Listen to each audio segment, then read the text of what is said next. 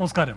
ലോക്സഭാ തെരഞ്ഞെടുപ്പിന്റെ പടിവാതിൽക്കൽ നിൽക്കുന്ന CPIM-നെ TP വീണ്ടും വേട്ടയാടുന്നു. വടകരയടക്കം പിടിക്കാനുള്ള കണക്കുകൂട്ടലുകളിലാണ് പാർട്ടി. കാലത്തിന്റെ കണക്കെടുപ്പ് പക്ഷേ തുടരുന്നു. കുഞ്ഞനന്തൻ വിവാദത്തിന്റെ രൂപത്തിലാണ് അത് വരുന്നത്. KM ഷാജി അത് തുടങ്ങിവെച്ചിരിക്കുന്നു. വിചാരണ കോടതിയിൽ വഴിമുട്ടിയ വലിയ ഗൂഢാലോചനയുടെ ചുരുൾ നിവരുമോ ഹൈക്കോടതിയിൽ? ഈ വിഷയമാണ് എൻകൗണ്ടർ ചർച്ച ചെയ്യുന്നത്. ഷാജിയുടെ തോന്നലോ?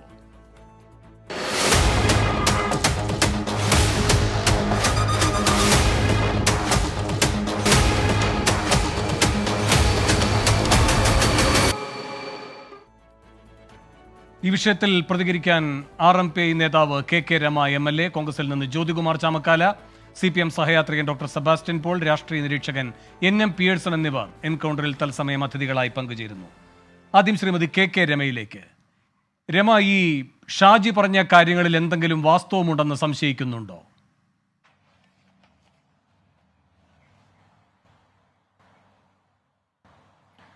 വേണോ, ഷാജി ഇന്നൊരു വെളിപ്പെടുത്തൽ നടത്തിയിരിക്കുകയാണ്. ഷാജി പറഞ്ഞ കാര്യങ്ങളെ സംബന്ധിച്ച് അത് വസ്തുതയാണെങ്കിൽ വളരെ ഗൗരവപ്പെട്ടതാണ്. അത് അങ്ങനെയാണെങ്കിൽ ആ വസ്തുത സംബന്ധിച്ച അന്വേഷണം നടത്താൻ സർക്കാർ തയ്യാറാവുകയാണ് വേണ്ടത്. എനിക്കതിനെ സംബന്ധിച്ച് അറിയില്ല. ഏതായാലും അത്തരത്തിലൊരു ആരോപണം ഒരാൾ ഉന്നയിക്കുമ്പോൾ അത് ഷാജിയെ പോലെ ഒരാൾ വെറുതെ പറയുമോ എന്ന് എനിക്ക് സംശയമുണ്ട്. അങ്ങനെ എന്തെങ്കിലും കിട്ടാതെ പറയുന്ന, എന്തെങ്കിലും ഇല്ലാതെ പറയുന്നതായിരിക്കും എന്ന് ഞാൻ കരുതുന്നില്ല. അപ്പം അതിൽ എന്തെങ്കിലും കഴമ്പുണ്ടെങ്കിൽ, ഇനി ഇല്ലെങ്കിൽ പോലും അങ്ങനെ ഒരു ആരോപണം വന്ന സ്ഥിതിക്ക് അത് തീർച്ചയായിട്ടും അന്വേഷിക്കേണ്ടതാണ്. അത് അന്വേഷിക്കാൻ ഉത്തരവിടുകയാണ് സർക്കാർ ചെയ്യേണ്ടത് എന്നതാണ് ഈ കാര്യത്തിൽ എനിക്ക് തോന്നുന്നത്.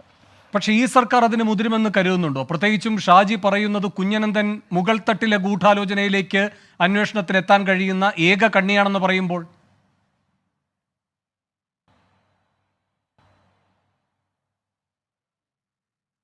അല്ല, കുഞ്ഞനന്തന്റെ കുടുംബവും ഇപ്പൊ രംഗത്ത് വന്നിട്ടുണ്ടല്ലോ. കുടുംബം പറയുന്നത് എന്താണ്? കുഞ്ഞനന്തന് മതിയായ ചികിത്സ ലഭ്യമായിട്ടില്ല. ഈ ഭരണകൂട ഭീകരതയുടെ ഭാഗമായിട്ടാണ് കൊല ചെയ്യപ്പെട്ടത്, അല്ല മരണമുണ്ടായിരിക്കുന്നത്. അതുകൊണ്ട് കുഞ്ഞനന്തന് ചികിത്സ, UDF സർക്കാർ ചികിത്സ നിഷേധിച്ചു എന്നാണല്ലോ അദ്ദേഹത്തിന്റെ മകൾ ഇപ്പോൾ ആരോപിക്കുന്ന ആരോപണം. അങ്ങനെയാണെങ്കിൽ അദ്ദേഹം മരിച്ചത് 2020 ജൂണിലാണ്. ആ സമയത്ത് അധികാരത്തിലിരിക്കുന്ന LDF സർക്കാരാണ്. 2014 കുഞ്ഞനന്തനെ ശിക്ഷിക്കുന്ന സമയത്ത് 2016 വരെ മാത്രമേ UDF ഉള്ളൂ. അതിനുശേഷം മുഴുവൻ LDF ഭരണകാലമാണ്. ചികിത്സ നിഷേധിച്ചിട്ടുണ്ടെങ്കിൽ അതിന് ഉത്തരവാദി ആരാണ്? LDF സർക്കാർ അല്ലേ? എന്റെ LDF സർക്കാർ അങ്ങനെ ഒരു കാര്യം ചെയ്തിട്ടുണ്ടോ? മതിയായ ചികിത്സ അദ്ദേഹത്തിന് ലഭ്യമാക്കിയിട്ടില്ലേ? അങ്ങനെയാണെങ്കിൽ അതുകൂടി അന്വേഷിക്കണമല്ലോ. അതാണ് പറയുന്നത്. പക്ഷേ ഈ ഗവൺമെന്റിന്റെ ഭാഗത്തുനിന്ന് അന്വേഷിക്കുമോ എന്ന് ചോദിച്ചാൽ അന്വേഷണം ഉണ്ടാവില്ല. തീർച്ചയായിട്ടും അത് നമുക്ക് അറിയാവുന്ന കാര്യമാണ്. കാരണം കുഞ്ഞനന്തനെ ആണ് ഈ കേസിൽ പാനൂർ ജില്ലയിലെ ഏറ്റവും പ്രധാനിയായ ആൾ എന്നുള്ളത് നമുക്കറിയാം. കണ്ണൂർ ജില്ലയിൽ ഉള്ള പ്രധാനപ്പെട്ട ഒരു നേതാക്കന്മാരിൽ ഒരാളായ, അതും പിണറായി വിജയന്റെ വലങ്കൈ എന്നറിയപ്പെടുന്ന കുഞ്ഞനന്തൻ, അദ്ദേഹം ഈ കേസിൽ വളരെ വ്യക്തമായിട്ട് ഈ പ്രതികളുമായിട്ട് ഒക്കെ ബന്ധപ്പെട്ടതിന്റെയും ഒക്കെ തെളിവുകൾ വളരെ കൃത്യമായി കോടതിയുടെ ജഡ്ജ്മെന്റിൽ ഉൾപ്പെടെ വന്നതാണ്. അതുപോലെ തന്നെ ഈ ജയിലിലായിരുന്ന സമയത്ത് എല്ലാവിധ ആനുകൂല്യങ്ങളും ലഭിച്ച ഒരു വ്യക്തിയാണ് ഈ ഇപ്പോൾ ജീവിച്ചിരിപ്പില്ലാത്ത ഈ കേസിൽ പ്രതിയായിരുന്ന കുഞ്ഞനന്തൻ എന്ന് പറയുന്ന വ്യക്തി. അദ്ദേഹത്തിന് ഏകദേശം 327ഓളം ദിവസം പരോളിൽ, ഏകദേശം അദ്ദേഹം മരിക്കുന്നത് വരെയുള്ള പരോളാണ് പറയുന്നത്. 320-ലധികം ദിവസം അദ്ദേഹത്തിന് പരോൾ ഈ സർക്കാർ അനുവദിച്ചു. ആ സമയത്തൊക്കെ പുറത്തനു അസുഖം വന്നതിന് ശേഷം അതിന്റെ പേര് പറഞ്ഞിട്ട് പുറത്തായതിനേക്കാളും കൂടുതലാണ് ഞാൻ പറയുന്നത്. ആ സമയത്തുള്ള കണക്ക് പറഞ്ഞാൽ 15 ദിവസം പുറത്ത്, 15 ദിവസം ജയിലിൽ. അങ്ങനെയായിരുന്നു കുഞ്ഞനന്തന്റെ പരോൾ. എങ്ങനെയാണ് ഈ സർക്കാരിന്റെ കാലത്ത് ഇത്തരത്തിലുള്ള ആനുകൂല്യങ്ങൾ അദ്ദേഹത്തിന് ലഭിച്ചുകൊണ്ടേ? ഈ സർക്കാരിന്റെ കാലത്ത് ഇത്രയും ആനുകൂല്യങ്ങൾ അദ്ദേഹത്തിന് ലഭിച്ചിരുന്നു. ആ സമയത്തൊന്നും എന്താ ചികിത്സ നടത്തിയിരുന്നില്ലേ? അപ്പോഴൊന്നും അസുഖമായിരുന്നില്ല. കോവിഡ് കാലത്ത് പ്രത്യേകം ഇതിൽ പുറമേയുള്ള എല്ലാ പരോളുകളും അദ്ദേഹത്തിന് ലഭിച്ചിരുന്നു. എന്ന് പറഞ്ഞാൽ ശിക്ഷിക്കപ്പെട്ട് ജയിലിൽ ഉണ്ടായിട്ടും ഈ പ്രതികൾക്ക് മുഴുവൻ അങ്ങനെയാണ്. എല്ലാ തരത്തിലുള്ള വഴിവിട്ട പരോളുമാണ് കുഞ്ഞനന്തനായാലും KC രാമചന്ദ്രനായാലും ഈ കേസിലെ മുഴുവൻ പ്രതികൾക്കും വഴിവിട്ട പരോളുകളാണ് ലഭിച്ചുകൊണ്ടിരുന്നത്. അവർക്ക് ജയിൽ ഒരു രണ്ടാം വീടായിരുന്നു. അതിനുള്ള സൗകര്യങ്ങൾ മുഴുവൻ, വീട്ടിൽ പോകുന്നത് പോലെയുള്ള സൗകര്യങ്ങളാണ് ജയിലിനകത്ത് ഈ പ്രതികൾ അനുഭവിച്ചുകൊണ്ടിരുന്നത്. പോയിരുന്നത്. നമുക്കറിയാം ഈ കൊലയാളി സംഘം ഉൾപ്പെടെ ഈ ജയിലിൽ നിന്ന് നടത്തിയ ആസൂത്രണങ്ങൾ, അവിടെ നടത്തിയ കാര്യങ്ങളൊക്കെ നമ്മൾ ശരി ശ്രീമതി കെ കെ രമ, പക്ഷേ ഈ ഷബ്ന പ്രതികരിച്ചിരിക്കുന്നത്, കുഞ്ഞനന്ദന്റെ മകൾ പ്രതികരിച്ചിരിക്കുന്നത് UDF സർക്കാർ കൊലപ്പെടുത്തിയിരിക്കുന്നു കുഞ്ഞനന്ദനെ എന്നാണ്. അങ്ങനെയാണെങ്കിൽ ഈ മുകൾ തട്ടിലെ ആരൊക്കെയാണ് പങ്കാളികളായിരിക്കുന്നത് എന്നതിലേക്ക് പോകാൻ കഴിയുന്ന പ്രധാന കണ്ണിയാണ് കുഞ്ഞനന്ദൻ എന്ന് രമ ഉൾപ്പെടെയുള്ള സഖാക്കൾക്കറിയാം. അപ്പോൾ ആ ജീവൻ പരിരക്ഷിക്കപ്പെടേണ്ടതുമാണ്. എന്നാൽ ഷബ്ന പറയുന്നത് പല ഘട്ടങ്ങളിലും ചികിത്സാർത്ഥം അഭ്യർത്ഥന നടത്തിയപ്പോൾ കുഞ്ഞനന്ദൻ അത് നിഷേധിച്ചു എന്നാണ്. അങ്ങനെയെങ്കിൽ ഈ പ്രധാനപ്പെട്ട കണ്ണിയുടെ ജീവൻ പോകാതെ അതിനെല്ലാ പരിരക്ഷയും നൽകേണ്ടതും ഒരു പ്രധാനപ്പെട്ട രാഷ്ട്രീയ ഉത്തരവാദിത്വം കൂടിയായിരുന്നു അന്നത്തെ ഭരണമുന്നണിക്കുണ്ടായിരുന്നത്. അതവർ നിർവഹിച്ചിട്ടില്ല എന്ന് തോന്നുന്നുണ്ടോ?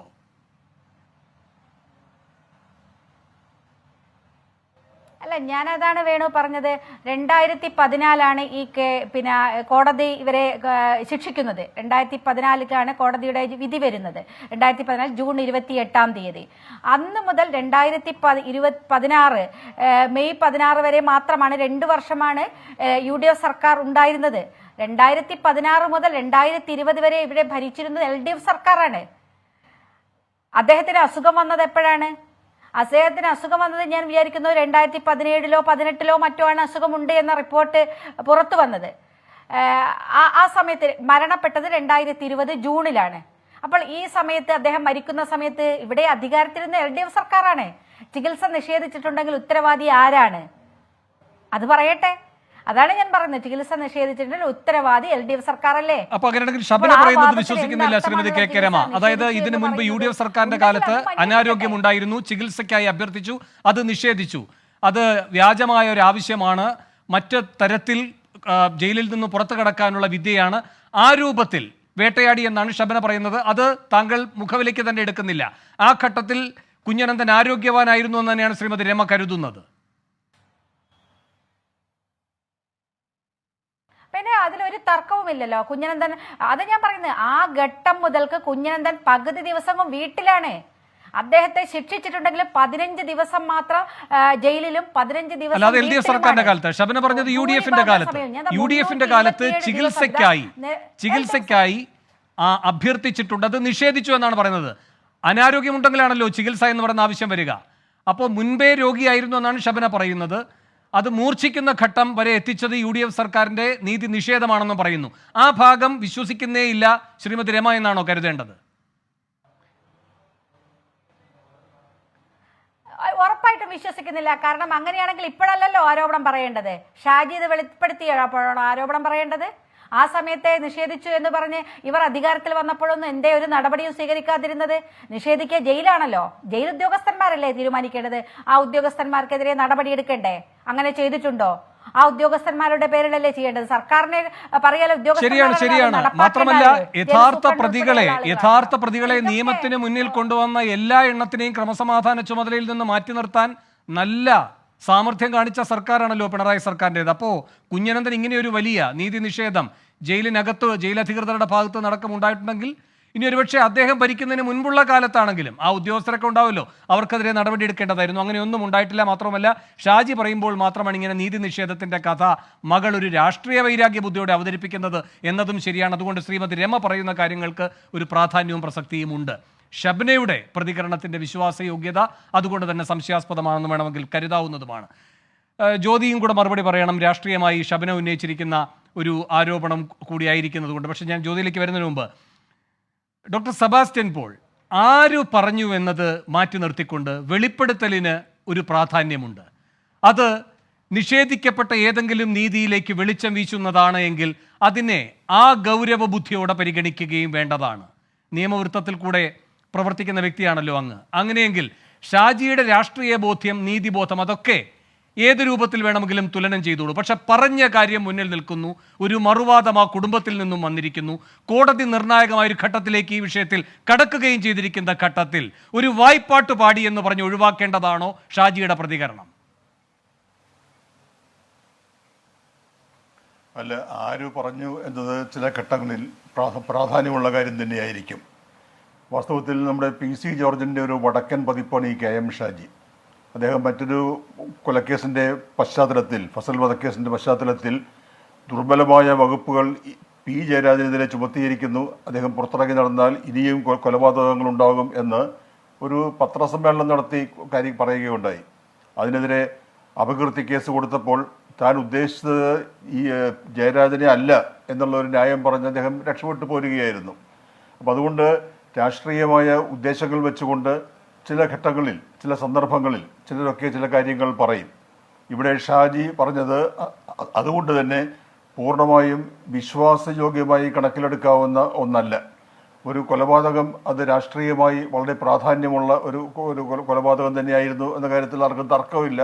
നടന്നപ്പോൾ അതിൻ്റെ ചില പിന്നാമ്പുറ കഥകളും പശ്ചാത്തലങ്ങളും ഒക്കെ അത് വീണ്ടും വീണ്ടും പുറത്തു വരുന്നതിൽ തെറ്റൊന്നുമില്ല. അത് സംഭവിക്കാവുന്നതാണ്. അന്വേഷണത്തിലോ വിചാരണയിലോ വെളിപ്പെടാതെ പോയ കാര്യങ്ങൾ ചിലപ്പോൾ മറ്റുള്ളവർ വെളിപ്പെടുത്തിയെന്ന് വരാം. അതിൻ്റെ അടിസ്ഥാനത്തിൽ വീണ്ടും അന്വേഷണം ഉണ്ടായി എന്ന് വരാം. പല കാര്യങ്ങളും പുറത്തു വരാം.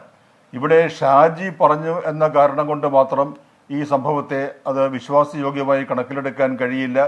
അതിന് ഒരു ബദൽ ആയിട്ടാണ് കുഞ്ഞനന്തൻ്റെ മകൾ മറ്റൊരു കാര്യം പറഞ്ഞിരിക്കുന്നത് എന്ന് കരുതി നിസ്സാരവൽക്കരിച്ച് തള്ളിക്കളയാനും കഴിയില്ല.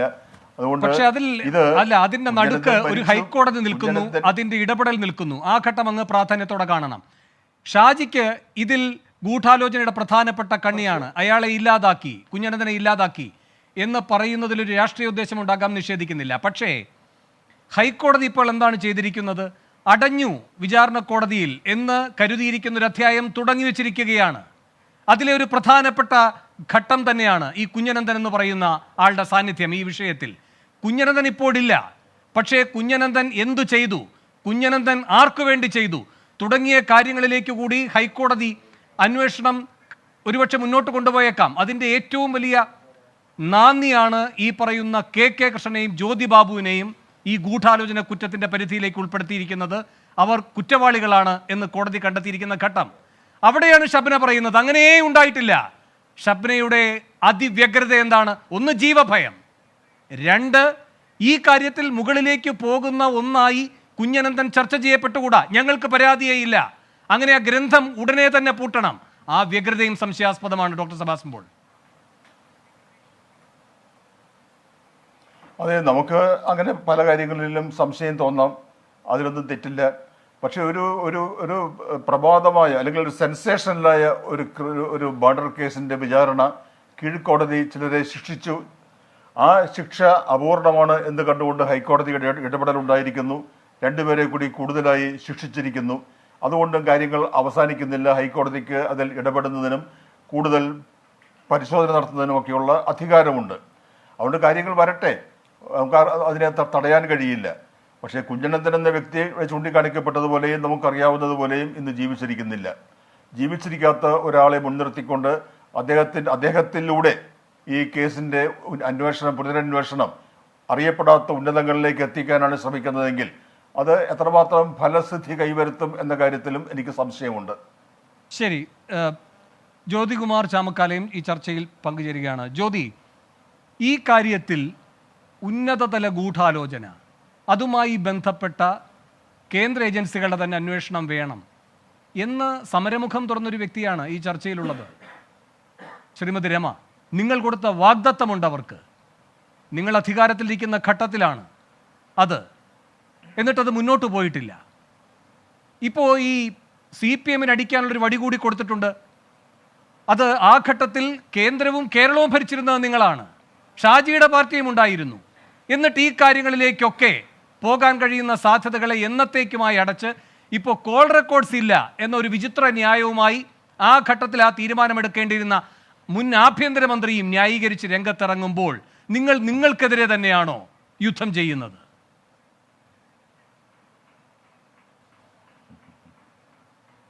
വേണു, ഇവിടെ ഈ വിഷയം ചർച്ച ചെയ്യുമ്പോൾ നമുക്കറിയാം ശ്രീ TP ചന്ദ്രശേഖരൻ കൊല്ലപ്പെട്ടു, മൃഗീയമായി കൊല്ലപ്പെട്ടു. അദ്ദേഹം കൊല്ലപ്പെട്ടതുമായി ബന്ധപ്പെട്ട് ഒരു ദൃക്സാക്ഷി പോലും ഇല്ലാത്ത ഒരു കേസിനെ സംബന്ധിച്ച് 2012 മെയ് മാസം 4-ാം തീയതി നടന്ന കേസിനെ സംബന്ധിച്ച് അന്ന് അധികാരത്തിലുണ്ടായിരുന്ന UDF സർക്കാരിന്റെ നേതൃത്വത്തിൽ തന്നെയാണ് ഇത്തരത്തിൽ അന്വേഷണം നടത്തിയിട്ടുള്ളത്. ആ ഒരു ദൃക്സാക്ഷി പോലുമില്ലാത്ത കേസിൽ ഇത്തരത്തിൽ ശിക്ഷ കിട്ടുകയുണ്ടായി. അത് കീഴ്ക്കോടതിയുടെ ശിക്ഷ, മാറാട് സ്പെഷ്യൽ കോടതിയുടെ ചികിത്സ, കോഴിക്കോട് മാറാട് സ്പെഷ്യൽ കോടതിയുടെ ശിക്ഷ വന്നു. ആ ശിക്ഷയുമായി ബന്ധപ്പെട്ട് തന്നെ ആ ശിക്ഷിക്കപ്പെട്ടവർ തന്നെ തങ്ങളെ കുറ്റമുക്തരാക്കണമെന്ന് ആവശ്യപ്പെട്ടുകൊണ്ട് കോടതിയിൽ പോകുന്നു. പ്രോസിക്യൂഷൻ കൂടുതൽ കടുത്ത ശിക്ഷ നൽകണമെന്ന് ആവശ്യപ്പെടുന്നു. ശ്രീമതി രമ സ്വാഭാവികമായിട്ടും മോഹനെ കൂടി പ്രതിയാക്കണം എന്ന ആവശ്യവുമായി കോടതിയെ സമീപിക്കുന്നു. ഏതായാലും അതിന്റെ ബാക്കി പത്രമായി ആ കേസ് വീണ്ടും ഓപ്പൺ ചെയ്യപ്പെടുകയാണ്, വീണ്ടും തുറന്നിരിക്കുകയാണ്. അപ്പോൾ അങ്ങനെ ഓപ്പൺ ചെയ്യുമ്പോൾ ഒരു ഘട്ടത്തിൽ ഒരു ഭാഗത്ത് അത്തരത്തിൽ ഓപ്പൺ ചെയ്തിരിക്കുന്നു. ആ ഓപ്പൺ ചെയ്തതിന്റെ ഭാഗമായിട്ട് രണ്ടുപേരെ കൂടി പുതുതായി ശിക്ഷിക്കപ്പെടുന്നു. അപ്പോൾ അതിനകത്ത് ആ കൊലപാതകവുമായി ബന്ധപ്പെട്ട് CPM നേതാക്കളുടെ പങ്ക് വളരെ സ്പഷ്ടമാക്കുന്ന ഒരു ഇടപെടലാണ് ഹൈക്കോടതിയുടെ ഭാഗത്തു നിന്ന് ഉണ്ടായിട്ടുള്ളത്. അപ്പോൾ നേരത്തെ ഞങ്ങൾ മുന്നോട്ട് വെച്ചിരുന്ന, ഞങ്ങൾ പറഞ്ഞിരുന്ന രാഷ്ട്രീയമായ വൈരാഗ്യം മൂലമാണ് TP ചന്ദ്രശേഖരനെ വധിച്ചത്, അത് വളരെ ആസൂത്രിതമായി CPMന്റെ ഉന്നത നേതൃത്വം അറിഞ്ഞുകൊണ്ട് തന്നെ നടത്തിയിട്ടുള്ള ഒരു ക്രൂരതയാണ് എന്ന കാര്യത്തിൽ ഇപ്പോൾ ഹൈക്കോടതിയും അത് ശരിവച്ചിരിക്കുന്നു. അതിനിടയിലാണ് ഇപ്പോൾ TP ഷാജിയുടെ സ്റ്റേറ്റ്മെന്റ് പുറത്തു വന്നിട്ടുള്ളത്. അദ്ദേഹത്തിന്റെ സ്വാഭാവികമായിട്ടുള്ള ഒരു പ്രസംഗത്തിൽ അദ്ദേഹം ഇതിനെക്കുറിച്ച് പ്രതിപാദിക്കുന്നത്. അദ്ദേഹം അവിടെ പ്രതിപാദിക്കുന്നത് ഈ വിഷയങ്ങൾ മാത്രമല്ല, മറ്റു 2 ഫസൽ വധത്തെക്കുറിച്ചും ഒക്കെ അദ്ദേഹം പറയുന്നുണ്ട്. അതുപോലെ തന്നെ അരിയിൽ ഷുക്കൂറിനെ കൊലപ്പെടുത്തിയതുമായി ബന്ധപ്പെട്ട് ഉള്ള പ്രതികൾ, ആ പ്രതി ആത്മഹത്യ ചെയ്തതുമായി ബന്ധപ്പെട്ട്, അതുപോലെ തന്നെ കുഞ്ഞനന്തനുമായി ബന്ധപ്പെട്ട്, ഇവിടെ ഫസലിന്റെ വധവുമായി ബന്ധപ്പെട്ട 3 പ്രതികൾ പിന്നീട് കൊല്ലപ്പെട്ടതിനെ സംബന്ധിച്ചും അദ്ദേഹം പറയുന്നുണ്ട്. അപ്പോൾ ആസൂത്രിതമായി ഫസൽ പറഞ്ഞു പോകുമ്പോൾ നമ്മൾ ശ്രദ്ധിക്കേണ്ട ഒരു കാര്യം, ജ്യോതി നമ്മൾ ശ്രദ്ധിക്കേണ്ട ഒരു കാര്യം, ഫസൽ വധക്കേസും ഇതുപോലെ തന്നെ മാഷാലയുടെ വേറൊരു പതിപ്പാക്കി ഒരു നറേറ്റീവൊക്കെ കൊണ്ടുവന്നതാണ്, ഒരു ആഖ്യാനമൊക്കെ കൊണ്ടുവന്നതാണ് അല്ലേ? അതും ഈ പറയുന്ന തീവ്ര സ്വഭാവമുള്ള ഒരു സംഘടന അതിന്റെ പിന്നിൽ പ്രവർത്തിച്ചു എന്നൊക്കെയാണല്ലോ പറഞ്ഞുകൊണ്ടിരുന്നത്. അതിന്റെ അന്വേഷണത്തിൽ പിന്നെ ഈ കാരായി രാജനും കാരായി ചന്ദ്രശേഖരനും, അല്ല ഒരു സെക്കൻഡ് ജ്യോതി, അവര് വലിയ ആളുകൾ തന്നെയാണ് അല്ലേ? പ്രത്യേകിച്ചും കാരായി രാജൻ. അപ്പോൾ അത്രയും പ്രധാനപ്പെട്ട ആളുകളെ അടക്കം CBI പിടിച്ചകത്തിട്ട സാഹചര്യം ഉണ്ടായിട്ടുണ്ട്. അപ്പോൾ ഉന്നത ഗൂഢാലോചന ഏത് തലം വരെ പോയിട്ടുണ്ട്, ആരെയൊക്കെ അതിൽ പിടിച്ചകത്തിടാം, അത് ചെയ്ത ആളുകൾ തന്നെയാണ് നിങ്ങൾ, അത് ചെയ്ത ആളുകൾ തന്നെയാണ്. അപ്പോൾ ഫസൽ വധത്തിന് ശേഷം ഈ TP വധക്കേസ് ഉണ്ടാകുമ്പോൾ അതിനേക്കാൾ ജാഗ്രതയോടെ പ്രവർത്തിച്ചു അന്വേഷണ സംവിധാനം എന്ന് അവകാശപ്പെടുന്നവരുമാണ് നിങ്ങൾ. എന്നിട്ടും ഈ കുഞ്ഞനന്തനിലേക്ക് മാത്രമായി അത് പരിമിതപ്പെട്ടു എന്നത് നിങ്ങൾ സ്വയം പരിശോധിക്കേണ്ട ഒരു കാര്യമല്ലേ? രമ തന്നെ നിരന്തരം ഒരു ബാധ്യതയോടെ മുന്നോട്ട് കൊണ്ടുപോകേണ്ടതാണോ ഈ നീതിക്ക് വേണ്ടിയുള്ള പോരാട്ടം? അതിൽ നിങ്ങളുടെ റോൾ എവിടെയായിരുന്നു? അതുൾപ്പെടെയാണ് ഷാജി സംസാരിക്കേണ്ടത്.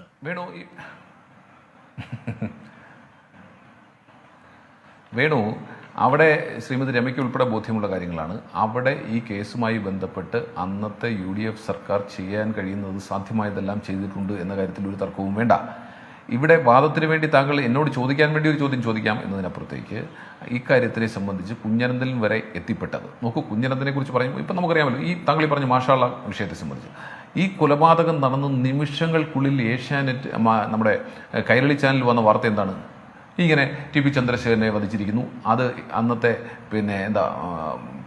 തീവ്ര സംഘടനകളാണ് ചെയ്തിട്ടുള്ളത്, മാഷാള്ള സ്റ്റിക്കർ ഒട്ടിച്ചിരുന്നു, അവർക്ക് 35 ലക്ഷം രൂപ ഇനാം നൽകിയാണ് അവരിത് പ്രവർത്തനം നടത്തിയിട്ടുള്ളത് എന്ന് കാണിച്ചുകൊണ്ട് കൈരളി ചാനലിൽ അപ്പോൾ തന്നെ ബ്രേക്ക് ചെയ്യുകയാണ്. അപ്പോൾ എത്രമാത്രം ഗൂഢാലോചന നടത്തിക്കൊണ്ടാണ് ഈ ഒരു കൃത്യത്തിലേക്ക് കടന്നിട്ടുള്ളത് എന്ന് നമുക്ക് ബോധ്യപ്പെടുന്നു. അപ്പോൾ അതിന്റെ ഒരുപാട് കാര്യങ്ങളുണ്ടല്ലോ. ഏറ്റവും അവസാനം കുഞ്ഞനന്തനിലെത്തി. കുഞ്ഞനന്തനെ കുറിച്ച് നമ്മുടെ സംസ്ഥാനത്തിന്റെ മുഖ്യമന്ത്രിയും അതുപോലെ ഇപ്പോൾ വടകരയിൽ മത്സരിക്കാൻ പോകുന്ന ശൈലജയും ഒക്കെ എന്തുമാത്രം പുകഴ്ത്തിയാണ് പറഞ്ഞിട്ടുള്ളത്.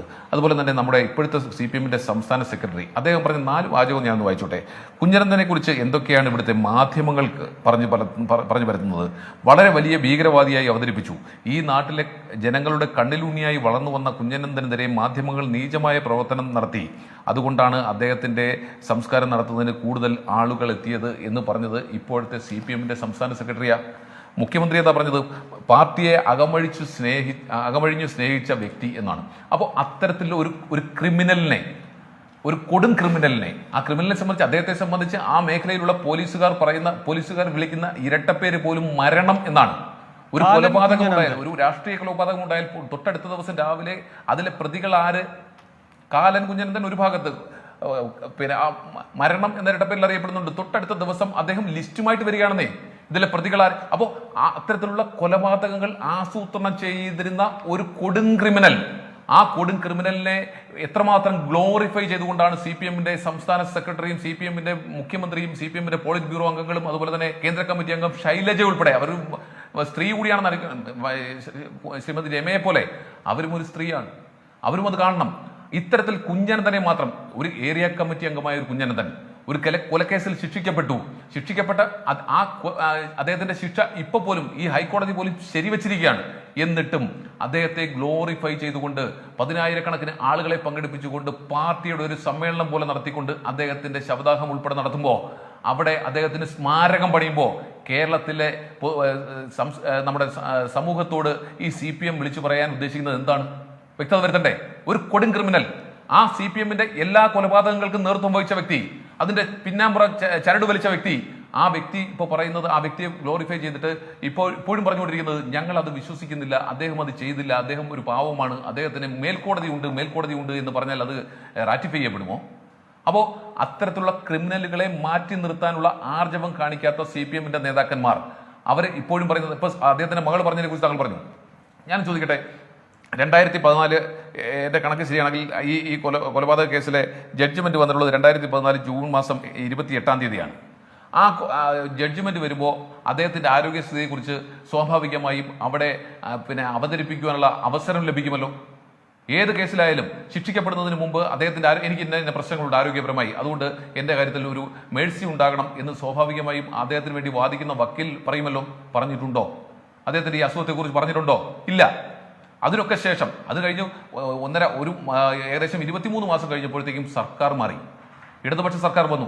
അദ്ദേഹത്തിന് UDF-ന്റെ കാലത്ത് എന്തെങ്കിലും ഈ പറയുന്നത് പോലെ പരോൾ അനുവദിക്കുന്നതിൽ വിവേചനം കാണിച്ചിട്ടുണ്ടെങ്കിൽ, അദ്ദേഹത്തിന് അർഹമായ പരോൾ നൽകിയിട്ടില്ലെങ്കിൽ, അദ്ദേഹത്തിന് അർഹമായ ചികിത്സ നൽകിയിട്ടില്ലെങ്കിൽ, ഇന്നുവരെ ഈ ഷാജി ഈ സ്റ്റേറ്റ്മെന്റ് പുറപ്പെടുവിക്കുന്നത് വരെ കുഞ്ഞനന്തന്റെ മക്കളോ പാർട്ടിയോ CPM-ഓ ഇതിനെക്കുറിച്ച് ഒരു അക്ഷരം മിണ്ടിയിട്ടുണ്ടോ? മിണ്ടിയിട്ടുണ്ടോ? അപ്പോ ഇത്തരത്തിൽ കൊടും ക്രിമിനലുകളെ സംരക്ഷിക്കുക ശരിയാണ് എന്ന് മാത്രമല്ല ജ്യോതി, ഈ ആളുകളുടെയൊക്കെ ജൈവികമായ ആവശ്യങ്ങൾ വരെ എത്രത്തോളമാണ്, അതിൽ എത്രത്തോളം താല്പര്യത്തോടെ വേണം ഇടപെടാൻ, അതിൽ എന്തൊക്കെ സന്നാഹങ്ങൾ ഒരുക്കണം എന്നതിൽ വരെ പ്രത്യേക താല്പര്യം പുലർത്തിയിട്ടുള്ള ഒരു പാർട്ടിയാണിത്. ആളുകളുടെ വിവാഹം നടത്തിക്കൊടുക്കുക, അത് ആഘോഷപൂർവ്വം നടത്തിക്കൊടുക്കുക, ആളുകളെ റിസോർട്ടിൽ താമസിപ്പിക്കുക, എല്ലാ കാര്യങ്ങളും ചെയ്തു കൊടുക്കുന്ന ആളുകൾക്ക് അല്ല, ഈ ലോലഹൃദയനെ പരിരക്ഷിക്കുക എന്ന് പറയുന്ന ഉത്തരവാദിത്തം കുറെ കൂടെ കാര്യക്ഷമമായി ചെയ്യാമായിരുന്നു. ഞാൻ വരാം ജ്യോതിയിലേക്ക്. ശ്രീ NM പിയേഴ്സൺ, ഇവിടെ ഈ ഒഞ്ചിയമേറാമല തർക്കം, അതിന്റെ ഭാഗമായി തദ്ദേശ തെരഞ്ഞെടുപ്പിലൊക്കെ നേരിടുന്ന തിരിച്ചടി, അവിടെ TPയുടെ നേതൃത്വത്തിൽ RMPക്ക് കിട്ടുന്ന ഒരു സ്വീകാര്യത, അതിനോടുണ്ടാകുന്ന പക, പിന്നെ സതീദേവിയുടെ നല്ല രൂപത്തിലുള്ള തോൽവി, അപ്പോൾ വടകര എന്ന തട്ടകം നഷ്ടപ്പെടുമ്പോൾ അതിനേക്കാൾ വലിയ വിരോധം, മോഹൻ മാഷ്ക്ക് ആക്രമണത്തെ നേരിടേണ്ടി വരുന്നതിനെ കൊണ്ടുണ്ടാകുന്ന വിരോധം, ഇങ്ങനെ ഒരുപാട് കാര്യങ്ങൾ സംഭവിച്ചു. TP ഏറ്റവും മനുഷ്യത്വരഹിതമായി കൊല ചെയ്യപ്പെട്ടു. അതുമായി ബന്ധപ്പെട്ട് ഒരുപാട് വില CPM-ന് കൊടുക്കേണ്ടി വന്നു. ഇപ്പോൾ ഈ ഘട്ടത്തിൽ ലോക്സഭാ തെരഞ്ഞെടുപ്പ് വരുമ്പോൾ ഇത് വീണ്ടും സജീവ ചർച്ചയാവുകയാണ്. കോടതിയുടെ ഇടപെടലാണ് അതിനെ ആ രൂപത്തിൽ പ്രസക്തമാക്കുന്നത്. ഇത് രാഷ്ട്രീയമായി CPM-നെ ഒരിക്കൽ കൂടി ആഞ്ഞു പ്രഹരിക്കും എന്ന് താങ്കൾ കരുതുന്നുണ്ടോ? അതല്ല, അതിൻ്റെയൊക്കെ വിഹിതം CPM അനുഭവിച്ചു കഴിഞ്ഞു എന്ന് കരുതി മാറ്റാൻ കഴിയുമോ? അങ്ങനെ മാറ്റാൻ കഴിയില്ല എന്നതിൻ്റെ തെളിമയുള്ള ഉദാഹരണമാണ് ഈ ചർച്ചയിലിരിക്കുന്ന KK രമ. ഒരർത്ഥത്തിൽ നിയമസഭയിലിരിക്കുന്ന KK രമ TP തന്നെയാണ്. അപ്പോൾ ജനം അതിനെ എത്രമാത്രം സജീവമായി നിലനിർത്തുന്നു, നിരന്തരമായി CPM-ന് എന്ത് ഓർമ്മപ്പെടുത്തൽ നൽകിക്കൊണ്ട് എന്ന് നമ്മുടെ മുന്നിലെ യാഥാർത്ഥ്യമാണ് എങ്കിൽ ഇതിൻ്റെ ദുരനുഭവങ്ങൾ മുഴുവൻ CPM മറികടന്ന് കഴിഞ്ഞു എന്ന രാഷ്ട്രീയ നിരീക്ഷണം അങ്ങേക്കുണ്ടോ?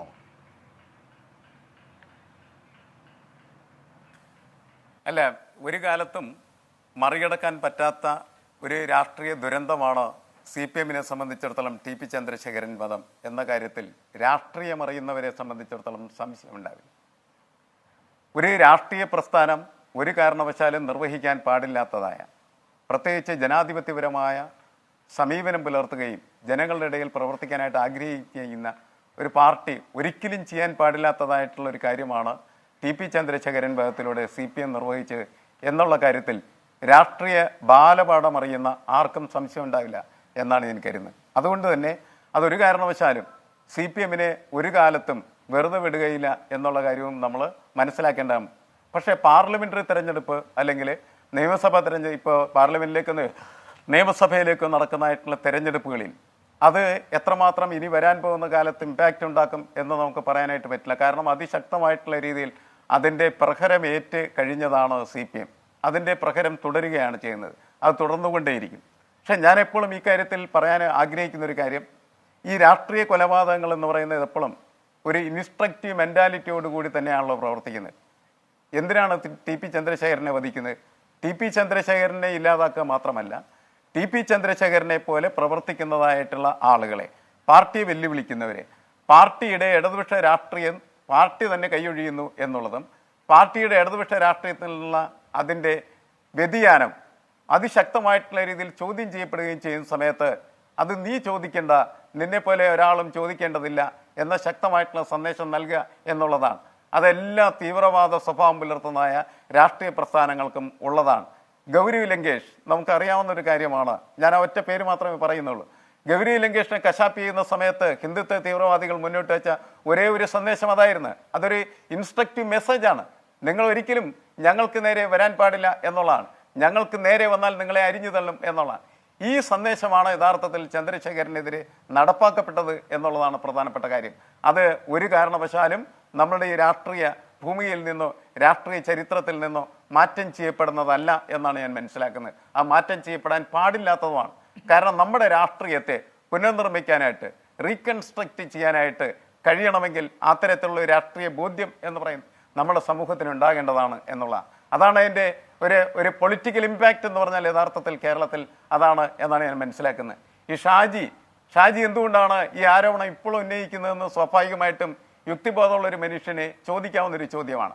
2020 കുഞ്ഞനന്തം മരിക്കുന്ന സമയത്ത് എന്തുകൊണ്ട് അത്തരത്തിലുള്ളൊരു സംശയം ഷാജിക്കുണ്ടായില്ല? ഇപ്പം ഷാജിക്ക് ഇപ്പോൾ അത് ഉയർന്നു വരുന്ന സമയത്ത് സ്വാഭാവികമായിട്ടും ആർക്കും ചോദിക്കാം, ഷാജി നിഷ്കളങ്കനായിട്ട് സത്യാന്വേഷണത്തിൽ ഇറങ്ങിത്തിരിച്ചിരിക്കുന്നതായിട്ടുള്ള അവധൂതനാണ് എന്ന് കേരളത്തിൽ ആരും മനസ്സിലാക്കുന്നില്ല എന്നുള്ളതാണ്. കേരളത്തിൻ്റെ ഒരു രാഷ്ട്രീയം മനസ്സിലാക്കുന്ന സമയത്ത് ഇത്തരത്തിലുള്ള കള്ളവേഷങ്ങളുമായിട്ട് നടക്കുന്ന മുഴുവൻ ആളുകൾ, അത് CPM-ന് വലിയ തരത്തിൽ തിരിച്ചടിയായത് ഇത്തരത്തിൽ തന്നെയാണ്. അതായത് മനുഷ്യനെ പറ്റിക്കുന്നതിന് വേണ്ടിയിട്ട് ഓരോരോ സംഭവവികാസങ്ങളെയും രാഷ്ട്രീയ ആയുധങ്ങളാക്കി മാറ്റുക എന്ന് പറയുന്നത് വലിയ അപകടമാണ്. അത് CPM തിരിച്ചറിഞ്ഞു എന്ന് നമുക്കറിയില്ല. പക്ഷെ CPM-ന് കൊടുത്ത മെസ്സേജ് സമൂഹം അതായിരുന്നു. ഷാജിക്കും അത് തന്നെയാണ്. ഷാജിയുടെ പാർട്ടി അടങ്ങിയിരിക്കുന്നതായിട്ടുള്ള സർക്കാരിന്റെ ഭാഗത്തുനിന്ന് ഈ വ്യക്തിയെയും വ്യക്തിയുടെ രാഷ്ട്രീയത്തിലേക്ക് പോവുകയും 2020 എന്തുകൊണ്ട് പറഞ്ഞില്ല എന്ന് ചോദിക്കുകയും ചെയ്യുന്നത് ശരിയാണോ? ഇപ്പോൾ ഷാജിക്ക് അത് പറയാൻ കഴിയുന്ന കരുത്ത് നൽകുന്നത് ഹൈക്കോടതിയുടെ ഇടപെടലാണ്. ഇപ്പൊ ഞാനൊരു ചെറിയ കാര്യം ചോദിച്ചോട്ടെ. ഈ വലിയ പൂജാരിയായി നിന്നുകൊണ്ട് രാമക്ഷേത്രം ഉദ്ഘാടനം ചെയ്തല്ലോ പ്രധാനമന്ത്രി. അപ്പോൾ പ്രധാനമന്ത്രി അതിനെ മുഴുവൻ ന്യായീകരിച്ചത് എങ്ങനെയാണ്? സുപ്രീം കോടതി വിധിയെ വെച്ചുകൊണ്ടാണല്ലേ. അതേ സുപ്രീം കോടതി ഇലക്ട്രൽ ബോണ്ടുമായി ബന്ധപ്പെട്ട് വിധി പ്രസ്താവന നടത്തിയപ്പോൾ പരമാധികാരി ചമഞ്ഞിരുന്ന ഇതേ വ്യക്തി ദുർബലനായൊരു പ്രതികരണം നടത്തിയത് അങ്ങേക്ക് അറിയാവുന്നതാണല്ലോ. ഈ അവിൽപ്പൊതി ട്രോള് അങ്ങനെ തന്നെ സ്വയം അങ്ങ് നിസാരനാകുന്ന തരത്തിലുള്ള ഒരു പ്രതികരണത്തിലേക്ക് അദ്ദേഹത്തിന് ശുഷ്കിച്ചു പോകേണ്ടി വന്നു. അപ്പോൾ കോടതി വിധിയെ അല്ലെങ്കിൽ കോടതിയുടെ ഇടപെടലിനെ എത്ര പരമാധികാരിയാണെങ്കിലും ചിലപ്പോൾ ശക്തിയായും ചിലപ്പോൾ അദ്ദേഹത്തിൻ്റെ ദൗർബല്യമായും പ്രകടിപ്പിക്കപ്പെടുന്ന അവസ്ഥകൾ വരും. ഇവിടെ ഇപ്പോൾ ഷാജിയുടെ കാര്യത്തിൽ ഇങ്ങനെ ഒരു കാര്യം ഇപ്പോൾ പറയാൻ അത്രയും ശക്തി ഇതിന് കൊടുക്കുന്നത് ഈ ഹൈക്കോടതി വിധിയുടെ ഒരു പശ്ചാത്തലമാണ്. അല്ലെങ്കിൽ ഈ വിഷയം ഇന്ന് ചർച്ച ചെയ്യില്ല നമ്മൾ. പിയേഴ്സൺ, ശരിയാണ്. ഞാനത് ചോദിക്കുന്നത് എന്തുകൊണ്ടാണെന്ന് വെച്ചാൽ, ഒരു പോരാട്ടം നമ്മൾ നടത്തുന്ന സമയത്ത് നമ്മൾ ദുർബലനാണ് ശക്തനാണ് എന്ന് നോക്കിയിട്ടല്ല നമ്മൾ പോരാടുന്നത്. നമ്മൾ ആ സത്യം വിളിച്ചു പറയുകയും പോരാട്ടം നടത്തുകയാണ് ചെയ്യുന്നത്. ദുർബലനായിരിക്കുന്ന സമയത്ത് നമ്മൾ പറയുന്ന കാര്യങ്ങൾ കേൾക്കാൻ ചിലപ്പോൾ ആളുണ്ടാവില്ല. പക്ഷെ ശക്തനായിരിക്കുന്ന സമയത്ത് ആ വിഷയം കേൾക്കാനായിട്ട് ആളുണ്ടാവും. ഞാൻ അദ്ദേഹത്തെ രാഷ്ട്രീയ കണ്ണ് തീർച്ചയായിട്ടും പാടില്ല എന്ന് മാത്രം പറയാൻ ഉദ്ദേശിച്ചുകൊണ്ട് പറഞ്ഞൊരു കാര്യമാണ്. മാത്രമല്ല ഷാജി പറഞ്ഞിരിക്കുന്ന പല കാര്യങ്ങളും, അതായത് കൊല്ലുന്നവരെ കൊല്ലിക്കുന്നു എന്ന് പറയുന്നതായിട്ടുള്ള ആ ആരോപണം എന്ന് പറയുന്നത് എത്രയോ ശക്തമാണ്, എത്രയോ ഭീകരമാണ്. നമ്മുടെ രാഷ്ട്രീയം എന്ന് പറയുന്നത് അങ്ങനെയാണ് എങ്കിൽ അതിലേക്ക് അന്വേഷണം കൊണ്ടുവരിക എന്ന് പറയുന്നത് പ്രധാനപ്പെട്ടാണ്. കാരണം സാധാരണക്കാരായിട്ടുള്ള ആൾ, അധികാരത്തിൽ നിന്ന് വളരെ അകലെ നിൽക്കുന്ന മനുഷ്യനെ സംബന്ധിച്ചിടത്തോളം ഏക രക്ഷ എന്ന് പറയുന്നത് ഇത്തരം സാഹചര്യങ്ങളിൽ തുറന്നു വെക്കപ്പെടുന്നതായിട്ടുള്ള അന്വേഷണത്തിൻ്റെ വഴികൾ തന്നെയാണ്. നമ്മൾ കോടതികളെ പൂർണ്ണമായി വിശ്വസിക്കുന്നില്ല എങ്കിലും, കോടതികളെ പൂർണ്ണമായിട്ട് ആശ്രയിക്കുന്നില്ല എങ്കിലും, കോടതികൾ ചില സമയത്തൊക്കെ നമുക്ക് അത്ഭുതകരമായിട്ടുള്ള വിസ്മയകരമായിട്ടുള്ള വിധികൾ തരുന്നുണ്ട് എന്നുള്ളതും നമ്മൾ മനസ്സിലാക്കേണ്ടതാണ്. പക്ഷേ അത്തരം വിധികൾ കോടതികളിൽ നിന്ന് പുറത്തു വരുന്നതിനുള്ള പ്രധാനപ്പെട്ട കാരണം എന്ന് പറയുന്നത് നിരന്തരമായിട്ട് പലയിടങ്ങളിൽ നിന്നും ദുർബലരായ മനുഷ്യർ പോലും ഒച്ച വെക്കുന്നത് കൊണ്ടാണ് നമ്മൾ മനസ്സിലാക്കേണ്ടതാണ്. ആ ഒച്ചവെക്കലുകൾ അല്ലെങ്കിൽ അതിൻ്റെ പ്രതിരോധത്തിൻ്റെ പ്രതിഷേധത്തിൻ്റെ ശബ്ദങ്ങൾ എന്ന് പറയുന്നത് എത്ര ദുർബലമായ സാഹചര്യത്തിലും ഉയർത്തേണ്ടത് തന്നെയാണെന്നുള്ള അഭിപ്രായക്കാരനാണ്. ശരി, ശ്രീമതി കെ രമ, ഇവിടെ തിരുവഞ്ചൂരും ശ്രീമതി രമയും എല്ലാം പങ്കെടുത്തൊരു ചർച്ചയുണ്ടായിരുന്നല്ലോ കഴിഞ്ഞ ദിവസം. അതിൽ രമ ഗൗരവത്തോടെ പറഞ്ഞൊരു കാര്യമുണ്ട്. അതാണ് പിയേഴ്സണും ഇപ്പോൾ വേറൊരർത്ഥത്തിൽ പറഞ്ഞത്. VS അടക്കമുള്ള താക്കീതാണ്. അന്ന് പാർട്ടി സെക്രട്ടറി ആയിരിക്കെ വിഭാഗീയതയെ കൈകാര്യം ചെയ്യുകയാണ് പിണറായി വിജയൻ. അതിലെ കണ്ണിൽ കരടായിരിക്കുന്ന ഒരു സുപ്രധാന കണ്ണി തന്നെയാണ് പിണറായിയെ സംബന്ധിച്ച് TP. 1000 TPമാരുണ്ടായിക്കൂടാ, ഉണ്ടായാൽ ഇങ്ങനെയാകും അതിൻ്റെ ഭവിഷ്യത്ത്. അത്തരം ഒരു താക്കീത്, ഭീഷണിയുടെ സ്വരം, അതായിരുന്നു അന്നവിടെ നടന്നത്, വള്ളിക്കാട് നടന്നത്. അത് VS അടക്കമുള്ളവരെ നിശബ്ദരാക്കാൻ തക്കവണ്ണം പ്രഹരശേഷിയുള്ള ഒന്നായിരുന്നുവെന്ന് രമ ഇപ്പോൾ കരുതുന്നുണ്ടോ? കൂടാതെ രണ്ടാമതായി ഒരു കാര്യം കൂടി, തിരുവഞ്ചൂർ ആ ചർച്ചയിലിരുന്ന് പറയുന്നുണ്ടായിരുന്നു, എൻ്റെ ഭാഗം 1-ാം അധ്യായം ഞാൻ അവസാനിപ്പിച്ചു, അത് കുഞ്ഞനന്തൻ വരെയുള്ളതാണ്. 2-ാമത്തെ അധ്യായം തുറക്കാതിരുന്ന വ്യക്തി ആരാണ്? ഇപ്പോഴും അങ്ങേക്കൊപ്പം നിയമസഭയിലുണ്ടല്ലോ ആ വ്യക്തി. ആ വ്യക്തി ഇപ്പോൾ മുന്നോട്ട് വയ്ക്കുന്ന ന്യായീകരണങ്ങൾ അങ്ങേക്ക് ദഹിക്കുന്നതാണോ?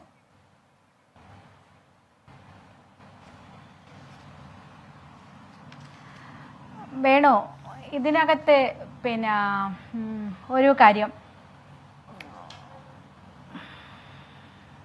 വേണോ ആദ്യം ചോദിച്ചെന്തായിരുന്നു, ഞാൻ മറന്നു. രമസഖാവ്, ഞാൻ ആദ്യം ചോദിച്ചത് ഈ പറയുന്ന അങ്ങ് തന്നെ പറഞ്ഞതാണ്, ഇത് VS അടക്കമുള്ളവർക്കുള്ള താക്കീതായിരുന്നുവെന്ന്. ഓക്കെ പിന്നെ വേണു, അത് തീർച്ചയായിട്ടും അത് വളരെ സത്യമാണ്, കറക്റ്റാണ്. കാരണം VS അച്യുതാനന്ദൻ മാത്രമല്ല, അന്നത്തെ കാലഘട്ടത്തിൽ ഈ ഒരു വലിയ തരത്തിലുള്ള ആശയ സമരങ്ങൾ ഈ പാർട്ടിക്കകത്ത് നടന്നുകൊണ്ടിരിക്കുകയായിരുന്നു. ഒരു തരത്തിൽ ഒരു പക്ഷം വലതുപക്ഷത്തിലേക്ക് മാറുന്നു, ഇടതുപക്ഷ സ്വഭാവം കൈയൊഴിയുന്നു, എല്ലാത്തരം മോശം പ്രവണതകളിലേക്കും ആ പാർട്ടി മാറിപ്പോകുന്നു എന്നൊരു ഘട്ടം വരുന്നു. അതിനെതിരായിട്ടുള്ള വലിയ ഒരു ഉൾപാർട്ടി സമരങ്ങൾ ആ പാർട്ടിക്കകത്ത് നടക്കുക ഒന്ന് VSന്റെ നേതൃത്വത്തിലായിരുന്നു എന്നുള്ളതാണ്. അപ്പോൾ ആ VSന്റെ നേതൃത്വത്തിൽ നടന്ന ആ സമരങ്ങളെ ഒക്കെ തീർച്ചയായിട്ടും അതിൻ്റെ കൂടെ നിൽക്കുകയും അത്തരം സമരങ്ങൾ പലയിടത്തും അതിൻ്റെ ഒരു പ്രതികരണങ്ങൾ ഉണ്ടാവുകയും ചെയ്തിരുന്നു. പല ആളുകളും, ഒരുപക്ഷെ നമ്മൾ ഇന്ന് എടുത്തു നോക്കിയാൽ എത്ര മനുഷ്യർ CPMന് വേണ്ടി പ്രവർത്തിച്ച ആളുകൾ നിശബ്ദരായിരിക്കുന്നുണ്ട് വേണോ. CPMന് വേണ്ടി, CPM എന്ന് പറയുന്ന പാർട്ടി ഇപ്പോഴത്തെ നേതാക്കന്മാർ മാത്രം ഉണ്ടാക്കിയതൊന്നുമല്ലല്ലോ. ഒരുപാട് ആളുകളുടെ വിയർപ്പും അവരുടെ അധ്വാനവും അവരുടെ ചോരയും കൊണ്ട് പണിതുയർത്തിയ ഒരു പാർട്ടിയാണത്. അത് ഇപ്പോഴത്തെ നേതാക്കന്മാർ അതിനകത്ത് അധികാരത്തിൽ അടയിരിക്കുന്നുണ്ടെങ്കിൽ അതിൻ്റെ പിന്നിൽ വലിയ ഒരു പ്രവർത്തനങ്ങളുണ്ട്. അതിനൊക്കെ നേതൃത്വം കൊടുത്ത എത്രയെത്ര മനുഷ്യർ നിശബ്ദരാക്കപ്പെട്ടിട്ടുണ്ട് വേണു. നമ്മൾ നോക്കൂ, എത്ര മനുഷ്യരെ കാണാം. അപ്പുകുട്ടൻ വള്ളിക്കുന്ന്, ഉമേഷ് ബാബു, ആസാദ്, ഇപ്പം പിയേഴ്സൺ ഉൾപ്പെടെയുള്ള എത്രയെത്ര മനുഷ്യർ ആ തരത്തിലേക്ക് ഇപ്പോൾ ഒന്നും മിണ്ടാതെ ഈ വിഭാഗീയത ഭാഗമായി അവരെയൊക്കെ നിശബ്ദമാക്കിയിട്ടുണ്ട് പാർട്ടി. എത്ര ആളുകളെ പുറംതള്ളി പാർട്ടി, എത്ര ആളുകൾക്ക് ഈ പാർട്ടിയുമായിട്ട് വലിയ തരത്തിൽ ബന്ധം നിഷേധിച്ചുകൊണ്ട് മുന്നോട്ട് പോകാൻ കഴിഞ്ഞു. അങ്ങനെ വലിയ തരത്തിലുള്ള പ്രശ്നങ്ങൾ ഉണ്ടായപ്പോൾ സമയത്ത് അവരൊക്കെ ഒരുപക്ഷെ ഒഞ്ചിയത്ത് ചന്ദ്രശേഖരൻ രൂപം കൊടുത്ത ഒരു പാർട്ടിയുടെയൊക്കെ വലിയ പ്രതിഫലനങ്ങൾ പല ഭാഗത്തും ഉണ്ടായിക്കൊണ്ടിരിക്കുകയായിരുന്നു. അതൊരു വലിയ ശക്തിയായിട്ട് വരും എന്ന്, അതിൽ VSന്റെ ഒരു വലിയ പിന്തുണയും ഒക്കെ. ഒരുപക്ഷെ VS പുറത്തു വന്നിട്ടില്ല. VS പറഞ്ഞത് ഞാൻ ഈ പാർട്ടിക്കകത്ത് നിന്ന് പൊരുതുന്നു, ഈ പാർട്ടി വിട്ടു വരാൻ VS ഒന്നും തയ്യാറായിരുന്നില്ല. VS അതിനകത്ത് നിന്ന് തന്നെ പൊരുതി ആ പാർട്ടി ശരിയാക്കാം എന്നുള്ള ഒരു ധാരണയായിരുന്നു ഉണ്ടായത്. പക്ഷേ പുറത്തുനിന്ന് നിങ്ങൾ ആ സമരം നയിക്കൂ എന്നാണ് VS പറഞ്ഞത് എന്നാണ് എനിക്ക് തോന്നുന്നത്. അപ്പോൾ അങ്ങനെ നയിക്കുന്ന ആളുകൾ ഇത്തരത്തിലുള്ള ഈ വിമത ശബ്ദങ്ങളെയൊക്കെ അവസാനിപ്പിക്കാൻ, ഇത് നിങ്ങൾ നിർത്തിക്കോളൂ, നിങ്ങൾ അവസാനിപ്പിക്കണമെന്ന താക്കീത് തന്നെയാണ് ചന്ദ്രശേഖരന്റെ കൊലപാതകം. ആ കൊലപാതകം ഇതാണ് നാളെ മറ്റുള്ളവർക്ക് വരാൻ പോകുന്നത് എന്ന് പറഞ്ഞു വെച്ചതാണത്. അതിലൊരു സംശയമില്ലാത്തതാണ്. നമ്മളെ ഒഞ്ചിയത്തെ ഒരുപക്ഷെ പിണറായി വിജയൻ ഇത്രമാത്രം വിരോധം ചന്ദ്രശേഖരനോട് തോന്നാനുണ്ടായ കാരണങ്ങൾ ഞാൻ ഒന്ന് ഓർക്കുകയാണ്. ഇപ്പോൾ ഒഞ്ചിയത്തൊരു ഏപ്രിൽ 30 ഒരു വലിയ പരിപാടി നടന്നിരുന്നു. അന്ന് പിണറായി വിജയനും VS അച്യുതാനന്ദനും ഒന്നിച്ച് ആ പരിപാടിയിൽ പങ്കെടുത്തിരുന്നു. വലിയ അഭൂതപൂർവമായ ജനക്കൂട്ടം പങ്കെടുത്ത വലിയൊരു പാർട്ടി പരിപാടിയായിരുന്നത്. ആ പാർട്ടി പരിപാടിയിൽ ഈ രണ്ട് നേതാക്കന്മാർ വന്ന സമയത്ത്, പിണറായി വിജയൻ വന്ന സമയത്ത് യാതൊരു മുദ്രാവാക്യങ്ങളോ പ്രതികരണങ്ങൾ ആളുകൾ ഇല്ലാതിരിക്കുമ്പോൾ അതേ രീതിയിൽ അതിനുശേഷം വന്ന VS-ന് വലിയ വരവേൽപ്പാണ് ലഭിച്ചത്. വൻ വരവേൽപ്പ് ലഭിച്ചുകൊണ്ട് VS-നെ വേദിയിലേക്ക് ആനയിക്കുന്നു. അത് പിണറായി വിജയന്റെ മനസ്സിലുണ്ടായിരുന്നൊരു പകയായിരുന്നു എന്നുള്ള കാര്യത്തിൽ എനിക്കൊരു സംശയമില്ല. അവിടുന്ന് തുടങ്ങുന്നു. അങ്ങനെ പല ഘട്ടങ്ങളിലായിട്ട് ഒരുപക്ഷെ VS-ന് കൂടെ നിൽക്കുന്നു എന്നൊരു കാരണത്തിന്റെ ഭാഗമായിട്ട് തന്നെയാണ് ചന്ദ്രശേഖരനെ വരുത്താൻ അല്ലെ ചന്ദ്രശേഖരനെ ഇല്ലാതാക്കാൻ വേണ്ടി ആ നേതൃത്വം തയ്യാറായത്. അത് താക്കീതായിരുന്നു, എല്ലാ വിമത ശബ്ദങ്ങൾക്കും ഉള്ള താക്കീതായിരുന്നു. ആ താക്കീത് ഫലം കണ്ടു. പിന്നീട് കൊണ്ടുപോകാൻ കഴിഞ്ഞോ? പലരും പിറകോട്ട് പോയില്ലേ? അന്ന് ആ ഒരു സമരത്തിനുണ്ടായിരുന്ന ആളുകൾ മുഴുവൻ മറുപക്ഷത്തേക്ക് മാറി വാല് ചുരുട്ടി മടക്കി അതിന്റെ വിനീത വിധേയരായി ഇപ്പോഴും നിൽക്കുന്നത് നമ്മൾ കാണുന്നില്ലേ? എല്ലാ വലതുപക്ഷ നയങ്ങളോടും അതിനേക്കാൾ പരിഹാസ്യരാണ് ബാക്കിയുള്ള ഒരു നിര മുഴുവൻ, തിരുവായ്ക്ക് എതിർവായി ഇല്ലാത്ത രൂപത്തിൽ നിൽക്കുന്ന ഒരു വലിയ നിര മുഴുവൻ. അതിപ്പോ അച്ഛന്റെ കാര്യത്തിലായാലും മകളുടെ കാര്യത്തിലായാലും മരുമകന്റെ കാര്യത്തിലായാലും ഇനി വേണമെങ്കിൽ ആ കുടുംബത്തിലെ ഇനി മറ്റാരുടെയെങ്കിലും കാര്യത്തിലാണെങ്കിലും അടിയൻ ലച്ചിപ്പോമെന്ന് പറഞ്ഞ് ഇറങ്ങി പുറപ്പെടുന്ന ഓരോരുത്തരെ നമുക്ക് കാണാം. അത് PB അംഗമായാലും കേന്ദ്ര കമ്മിറ്റി അംഗമായാലും എല്ലാവരും അതിനകത്ത് ഞാനാണ് മുന്നിൽ എന്ന മത്സരമാണ് നടക്കുന്നത്. രമസഖാവ്, രണ്ടാമത്തെ ചോദ്യം, എന്തുകൊണ്ട് രമേശ് ചെന്നിത്തല പറയുന്നു ഈ പറയുന്ന ഫോൺ റെക്കോർഡുകൾ കിട്ടിയില്ല, ആഭ്യന്തര സെക്രട്ടറി ശ്രമിച്ചു, എന്നിട്ട് വന്നിരുന്നു പറയുകയാണ് മാസ്റ്റർ ബ്രെയിൻ പിണറായി ആണെന്ന്? അത് തെളിയിക്കാനുള്ള ബ്രെയിൻ ഏത് ശീതീകരണിയിൽ സൂക്ഷിച്ചിട്ടാണ് ഇപ്പൊ വന്നിരുന്ന് ഇത് പറയുന്നത്?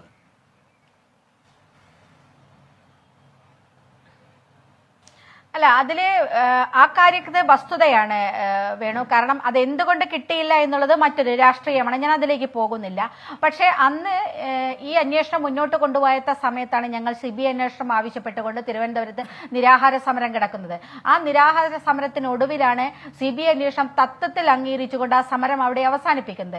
അന്നാണ് ഒരു സ്പെഷ്യൽ ഇൻവെസ്റ്റിഗേഷൻ ടീമിനെ നിയമിക്കുന്നത് ശങ്കർ റെഡ്ഡിയുടെ നേതൃത്വത്തിലുള്ള.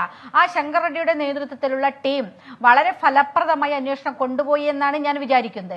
നിരവധി കാര്യങ്ങൾ അവർ അന്വേഷിച്ചു കണ്ടെത്തി. ഫോൺ ഡീറ്റെയിൽസ്, പരസ്പരം പറഞ്ഞ കോളുകൾ, ഇപ്പം നമ്മുടെ കോടതി ഇപ്പൊ കുറെ ഫോൺ, നമ്മൾ ആ കോടതിയുടെ വിധി എന്റെ കയ്യിലുണ്ട്. ആ വിധി പരിശോധിച്ചാൽ നമുക്കറിയാം ഈ ഫോണുകളിൽ നിന്ന് കുഞ്ഞനന്തനും പിന്നെ മോഹനനും സംബന്ധിച്ച് സംസാരിച്ച ഫോണുകൾ, ഈ കുഞ്ഞനന്തനും ഈ കൊലയാളികളും സംബന്ധിച്ച് ഈ 23, 22 ഈ ചന്ദ്രശേഖരനെ കൊല ചെയ്യുന്നതിന്റെ തൊട്ടു മുന്നേ ഒക്കെ വിളിച്ച എല്ലാ കോൾ ഡീറ്റെയിൽസുകളും നമ്മുടെ കൈവശമുണ്ട്. അങ്ങനെയുള്ള ഒരുപാട് കോൾ ഡീറ്റെയിൽസുകൾ അവർക്ക് കിട്ടിയിട്ടുണ്ട്. ഇത് കുഞ്ഞനന്തനും മോഹനനും തമ്മിലുള്ള കോൾ ഡീറ്റെയിൽസും കൊലയാളികളും തമ്മിലുള്ള കോൾ ഡീറ്റെയിൽസ് ആണെങ്കിൽ അതിലുപ്പുറത്തേക്കുള്ള നേതാക്കന്മാരുടെ ഉൾപ്പെടെ കോൾ ഡീറ്റെയിൽസ് അവരുടെ കയ്യിലുണ്ടായിരുന്നു എന്നാണ് ഞാൻ മനസ്സിലാക്കുന്നത്. പക്ഷേ അത് കോടതിയിൽ തെളിയിക്കാൻ ആവശ്യമായ അതിന്റെ കോൾ റെക്കോർഡുകൾ സർവീസ് പ്രൊവൈഡേഴ്സ് കൊടുക്കാൻ തയ്യാറായിട്ടില്ല എന്നതാണ് അന്ന് ശങ്കർ റെഡ്ഡി ഞാൻ സംസാരിച്ചപ്പോൾ എന്നോട് പറഞ്ഞത്. മാഡം, ഞങ്ങൾക്ക് കിട്ടിയിട്ടുണ്ട്, പക്ഷെ ഇത് പ്രൂവ് ചെയ്യാൻ അവരത് തരുന്നില്ല എന്നുള്ളതാണ്. അതിന് പല പ്രശ്നങ്ങളുണ്ട്, ഭീഷണികളുണ്ട് ഈ ഭാഗത്ത് നിന്ന്. നമുക്കറിയാം ഈ അന്വേഷണ സംഘത്തെ തന്നെ ഏതൊക്കെ തരത്തിലാണ് ഭീഷണിപ്പെടുത്തി ഈ അന്വേഷണം മുന്നോട്ട് കൊണ്ടുപോകുന്നതിനുള്ള എന്തെല്ലാം സമ്മർദ്ദങ്ങൾ അതിജീവിച്ചു എന്നുള്ളത് നമുക്കറിയാവുന്നതാണ്. അതേ സമ്മർദ്ദങ്ങൾ തന്നെ ഈ പ്രൊവൈഡേഴ്സിന്റെ ഭാഗത്തു നിന്നുണ്ടായിരുന്നു. അതിൽ ഐഡിയയും വോഡാഫോണും ഉൾപ്പെടെയുള്ള കമ്പനിക്കാരുടെ മൊബൈൽ ഫോണുകളായിരുന്നു. അവരത് കൊടുക്കാൻ തയ്യാറായിട്ടില്ല എന്നുള്ളതൊരു വസ്തുതയായിട്ടാണ് അന്ന് ശങ്കർ റെഡ്ഡി പറഞ്ഞത്. അതുകൊണ്ട് ആ അന്വേഷണ റിപ്പോർട്ട് എവിടെയും എത്തിയില്ല. അന്വേഷണ റിപ്പോർട്ട് നമ്മൾ കണ്ടതേയില്ല. ആ അന്വേഷണ സംഘം അന്വേഷിച്ചത് എന്തിനാണ് എന്നതിനെ സംബന്ധിച്ചൊന്നും നമുക്കറിയില്ല. പക്ഷെ എന്ത് തന്നെയായാലും അതിൽ ഞാൻ ആശ്വസിക്കുന്ന ഒരൊറ്റ കാര്യം വേണു, ഈ കേസിൽ ഇത്രയെങ്കിലും ഗൂഢാലോചനക്കാരെ അന്വേഷിച്ച് കണ്ടെത്താൻ സാധിച്ചത് ഒരുപക്ഷെ UDF ഗവൺമെന്റ് കാണിച്ച ആർജവം കൂടിയാണ്. അതിൽ തർക്കമൊന്നുമില്ല. ഒറ്റ കാര്യം കൂടി ശ്രീമതി രമ, ഈ ഫോൺ റെക്കോർഡുകളുടെ കാര്യമൊക്കെ ശങ്കർ റെഡ്ഡി വിശദീകരിച്ചു എന്ന് പറയുന്നുണ്ടല്ലോ. അന്ന് മുതൽ കേൾക്കുന്ന ഒരു കടങ്കഥയുടെ സ്വഭാവത്തിലുള്ള വിവരമുണ്ട്. സക്സസ് എന്ന് പറഞ്ഞുകൊണ്ട് തിരുവനന്തപുരത്തെ ഒരു പ്രധാനപ്പെട്ട ബുദ്ധി കേന്ദ്രത്തിലേക്ക് ഒരു SMS പോയി എന്ന്, ഒരു മെസ്സേജ് പോയി എന്ന്. അതിന്റെ വിവരങ്ങൾ എന്തെങ്കിലും ശങ്കർ റെഡ്ഡിയോ അല്ലെങ്കിൽ മറ്റേതെങ്കിലും വിധേനയോ താങ്കൾ അറിഞ്ഞിട്ടുണ്ടോ? അതോ അതൊരു കടങ്കഥ മാത്രമാണോ? അല്ല, അങ്ങനെ ഒരു ഡീറ്റെയിൽഡ് കാര്യങ്ങൾ പറഞ്ഞിട്ടില്ല. പക്ഷേ ഈ ഒരു കഥ ഞാനും കേട്ടിരുന്നു. സക്സസ് എന്ന് പറഞ്ഞിട്ട് പ്രധാനപ്പെട്ട ലീഡേഴ്സിന്റെ ഫോണിലേക്ക് പോയിട്ടുണ്ട് എന്നുള്ളത്. അത് സത്യമാണോ എന്ന് നമുക്കറിയില്ല. പലരും കേട്ടതിൽ അടിസ്ഥാനത്തിൽ പറയുന്നതിൽ അർത്ഥമില്ലല്ലോ. പക്ഷെ ഫോൺ ഡീറ്റെയിൽസ് പോയിട്ടുണ്ട് എന്നുള്ളത് സത്യമാണ്. കാരണം അദ്ദേഹം പറഞ്ഞിട്ടുണ്ട് പല നിർണായകമായ കോൾ ഡീറ്റെയിൽസും ഞങ്ങളുടെ കൈവശം കിട്ടിയിട്ടുണ്ട് എന്ന് പറഞ്ഞിട്ടുണ്ട്. പക്ഷെ അത് പ്രൂവ് ചെയ്യാൻ ആവശ്യമായ ഒരു കാര്യവും കിട്ടാത്തത് കൊണ്ട് അദ്ദേഹം എവിടെയും ആ അന്വേഷണ സംഘം എവിടെയും അത് പ്രൊഡ്യൂസ് ചെയ്തിട്ടില്ല, എവിടെയും ആ കാര്യങ്ങൾ വന്നിട്ടില്ല. ഡോക്ടർ സെബാസ്റ്റ്യൻ പോൾ, ഇവിടെ ഈ നിർണായകമായ കോൾ ഡീറ്റെയിൽസിൻ്റെ കാര്യം ശ്രീമതി കെ രമ പറഞ്ഞു. ഇതിൻ്റെ ഒരു പ്രധാനപ്പെട്ട അന്വേഷണ ഉദ്യോഗസ്ഥൻ കഴിഞ്ഞ ദിവസം ഒരു ചർച്ചയിൽ പങ്കെടുത്തുകൊണ്ട് പറയുകയുണ്ടായി. അദ്ദേഹം റിട്ടയർഡ് SP ആണ്, NIA-യിലൊക്കെ പ്രവർത്തിച്ചിട്ടുള്ള ആളാണ്. ഈ TPക്ക് മുൻപ് 2010 ആണ് അദ്ദേഹം പറഞ്ഞതെന്ന് തോന്നുന്നു, ഹെഡ്ലി കേസ് അന്വേഷിക്കുന്ന ഘട്ടത്തിൽ ഇത്രയും പോലും സാങ്കേതികവിദ്യ വികസിച്ചിട്ടില്ലാത്ത സന്ദർഭത്തിൽ അത്തരം രേഖകൾ അദ്ദേഹത്തിന് സമാഹരിക്കാൻ കഴിഞ്ഞിട്ടുണ്ട്, അദ്ദേഹം അടക്കം ഉള്ളവർക്ക് സമാഹരിക്കാൻ കഴിഞ്ഞിട്ടുണ്ട് എന്ന്. 2012 അതിൻ്റെ സാധ്യതകൾ കൂടുതലാകുന്നു. പിന്നെ വരുമ്പോൾ അത് വളരെ കൂടുതലാകുന്നു. നമ്മുടെ അന്വേഷണ സംവിധാനത്തിലെ ഏറ്റവും പ്രധാനപ്പെട്ട ഒരു തെളിവ് ഘടകമായി തന്നെ അതൊക്കെ വരികയും ചെയ്യുന്നുണ്ടല്ലോ. ഇതെന്തുകൊണ്ട് ഗൗരവത്തോടെ പരിശോധിക്കപ്പെട്ടില്ല? അതിലിപ്പോഴും ശ്രീമതി രമ പറയുകയാണ്, ശങ്കർ റെഡ്ഡി പറഞ്ഞു, അത് കേട്ട് അങ്ങനെ നിൽക്കുന്നു. എന്താണ് ആ തടസ്സം? ആ തടസ്സം യാദൃച്ഛികമായിരുന്നു, കേവലമായി തെളിവുകളുടെ അഭാവം മാത്രമായിരുന്നു എന്ന് കരുതുന്നുണ്ട്? കാരണം ശ്രീമതി രമ പറഞ്ഞൊരു കാര്യമുണ്ട്, ഈ സർവീസ് പ്രൊവൈഡേഴ്സിനെ മുഴുവൻ ഭീഷണിപ്പെടുത്തിയിട്ടുണ്ടാകുമെന്ന്. ഈ അന്വേഷണ സംഘത്തിലുണ്ടായിരുന്ന എല്ലാവർക്കും അതിൻ്റെ വില കൊടുക്കേണ്ടി വന്നിട്ടുണ്ട്, രമ പറയുന്ന ശങ്കർ റെഡ്ഡിക്കടക്കം. ഞാൻ പെട്ടെന്നൊന്ന് പറയാം. ഇന്ന് വന്ന ഈ ദേശാഭിമാനി എപ്പോഴും UDF പത്രമെന്ന് വിശേഷിപ്പിക്കുന്ന പത്രത്തിലെ വാർത്തയാണ്, DGP ശങ്കർ റെഡ്ഡിയാണ് ഈ ഗൂഢാലോചനയുമായി ബന്ധപ്പെട്ട് പ്രാഥമിക അന്വേഷണം നടത്തിയത്. അദ്ദേഹത്തെ പിന്നീട് എന്ത് ചെയ്തു? ക്രൈം റെക്കോർഡ്സ് ബ്യൂറോയിലേക്ക് മാറ്റി. അതിനുശേഷമുള്ള ചുമതല എന്താണ്? പോലീസ് ഹൗസിംഗ് കൺസ്ട്രക്ഷൻ കോർപ്പറേഷൻ്റെ ചുമതലയിലേക്ക് മാറ്റി. DGP റാങ്കിലെത്തി. അപ്പോൾ എന്താണ് കിട്ടിയ ചുമതല? റോഡ് സുരക്ഷാ കമ്മീഷണർ. പിന്നെ വിരമിച്ചു, പെട്ടിയുമെടുത്ത് നാട്ടിലേക്ക് പോയി. അനൂപ് കുരുവിള ജോൺ പിന്നെ എവിടെയും കണ്ടിട്ടില്ല. 3 DYSPമാർ, ക്രമസമാധാന ചുമതലയില്ല. ഇവരൊക്കെ അട്ടം നോക്കിയിരിക്കണം എന്ന് വിധിച്ച ശക്തി ഏതാണ്?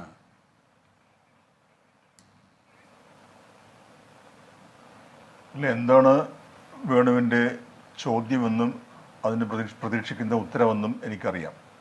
പക്ഷെ ആ ഉത്തരം എനിക്ക് നൽകാൻ കഴിയില്ല. കാരണം അതിൻ്റെ വിശദാംശങ്ങളെ കുറിച്ച് ഞാൻ പഠിച്ചിട്ടില്ല. ഏതൊരു കേസ് നടക്കുമ്പോഴും അതിന് രാഷ്ട്രീയമായ സ്വഭാവം കൂടുന്തോറും തെളിവുകൾ അമർച്ച ചെയ്യുന്നതിന്, തെളിവുകൾ ഇല്ലാതാക്കുന്നതിനുള്ള ശ്രമവും ഉണ്ടാകും എന്ന കാര്യത്തിലൊന്നും ആർക്കും സംശയം ഉണ്ടാകേണ്ട കാര്യമില്ല.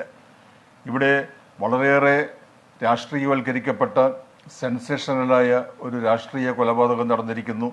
ആ കൊലപാതകത്തിൽ പിടിക്കപ്പെടുന്നവർ CPM എന്ന പാർട്ടിയുമായി വളരെയേറെ ബന്ധപ്പെട്ടവരാണ്. ഇപ്പോൾ കുഞ്ഞനന്തനും മോഹൻലാലും ഉൾപ്പെടെ ആ തലത്തിലുള്ള ആളുകളാണ് പ്രതികളാക്കി വന്നിട്ടുണ്ടായിരുന്നത്. സ്വാഭാവികമായും തെളിവുകളുടെ സമാഹരണത്തിൽ അമാന്തമുണ്ടാകാൻ സാധ്യതയുണ്ട്. പക്ഷെ അതൊക്കെയാണെങ്കിൽ പോലും നമ്മുടെ നിയമവ്യവസ്ഥയനുസരിച്ച് ഉണ്ടാകാവുന്ന തടസ്സങ്ങൾ നീക്കി ആവശ്യമായ തെളിവുകൾ സമാഹരിച്ച് അത് തെളിവ് നിയമം അനുശാസിക്കുന്ന രീതിയിൽ കോടതിയിൽ ഹാജരാക്കുന്നതിന് പ്രാപ്തിയുള്ള നിയമവ്യവസ്ഥ തന്നെയാണ് നമ്മുടെ നാട്ടിലുള്ളത്. ഈ പറഞ്ഞ അന്വേഷണ ഉദ്യോഗസ്ഥന്മാരോ അല്ലെങ്കിൽ അക്കാര്യത്തിൽ ആക്ഷേപമുള്ളവരോ അന്ന് അതിൽ ഇടപെട്ട് അവർക്കതിന് പരിഹാരം ഉണ്ടാക്കാമായിരുന്നു. വളരെയേറെ സെൻസേഷണലായ കേസുകളിലൊക്കെ അങ്ങനെ കാര്യങ്ങൾ മുന്നോട്ട് പോകുന്നത് നാം കാണുന്നുമുണ്ട്.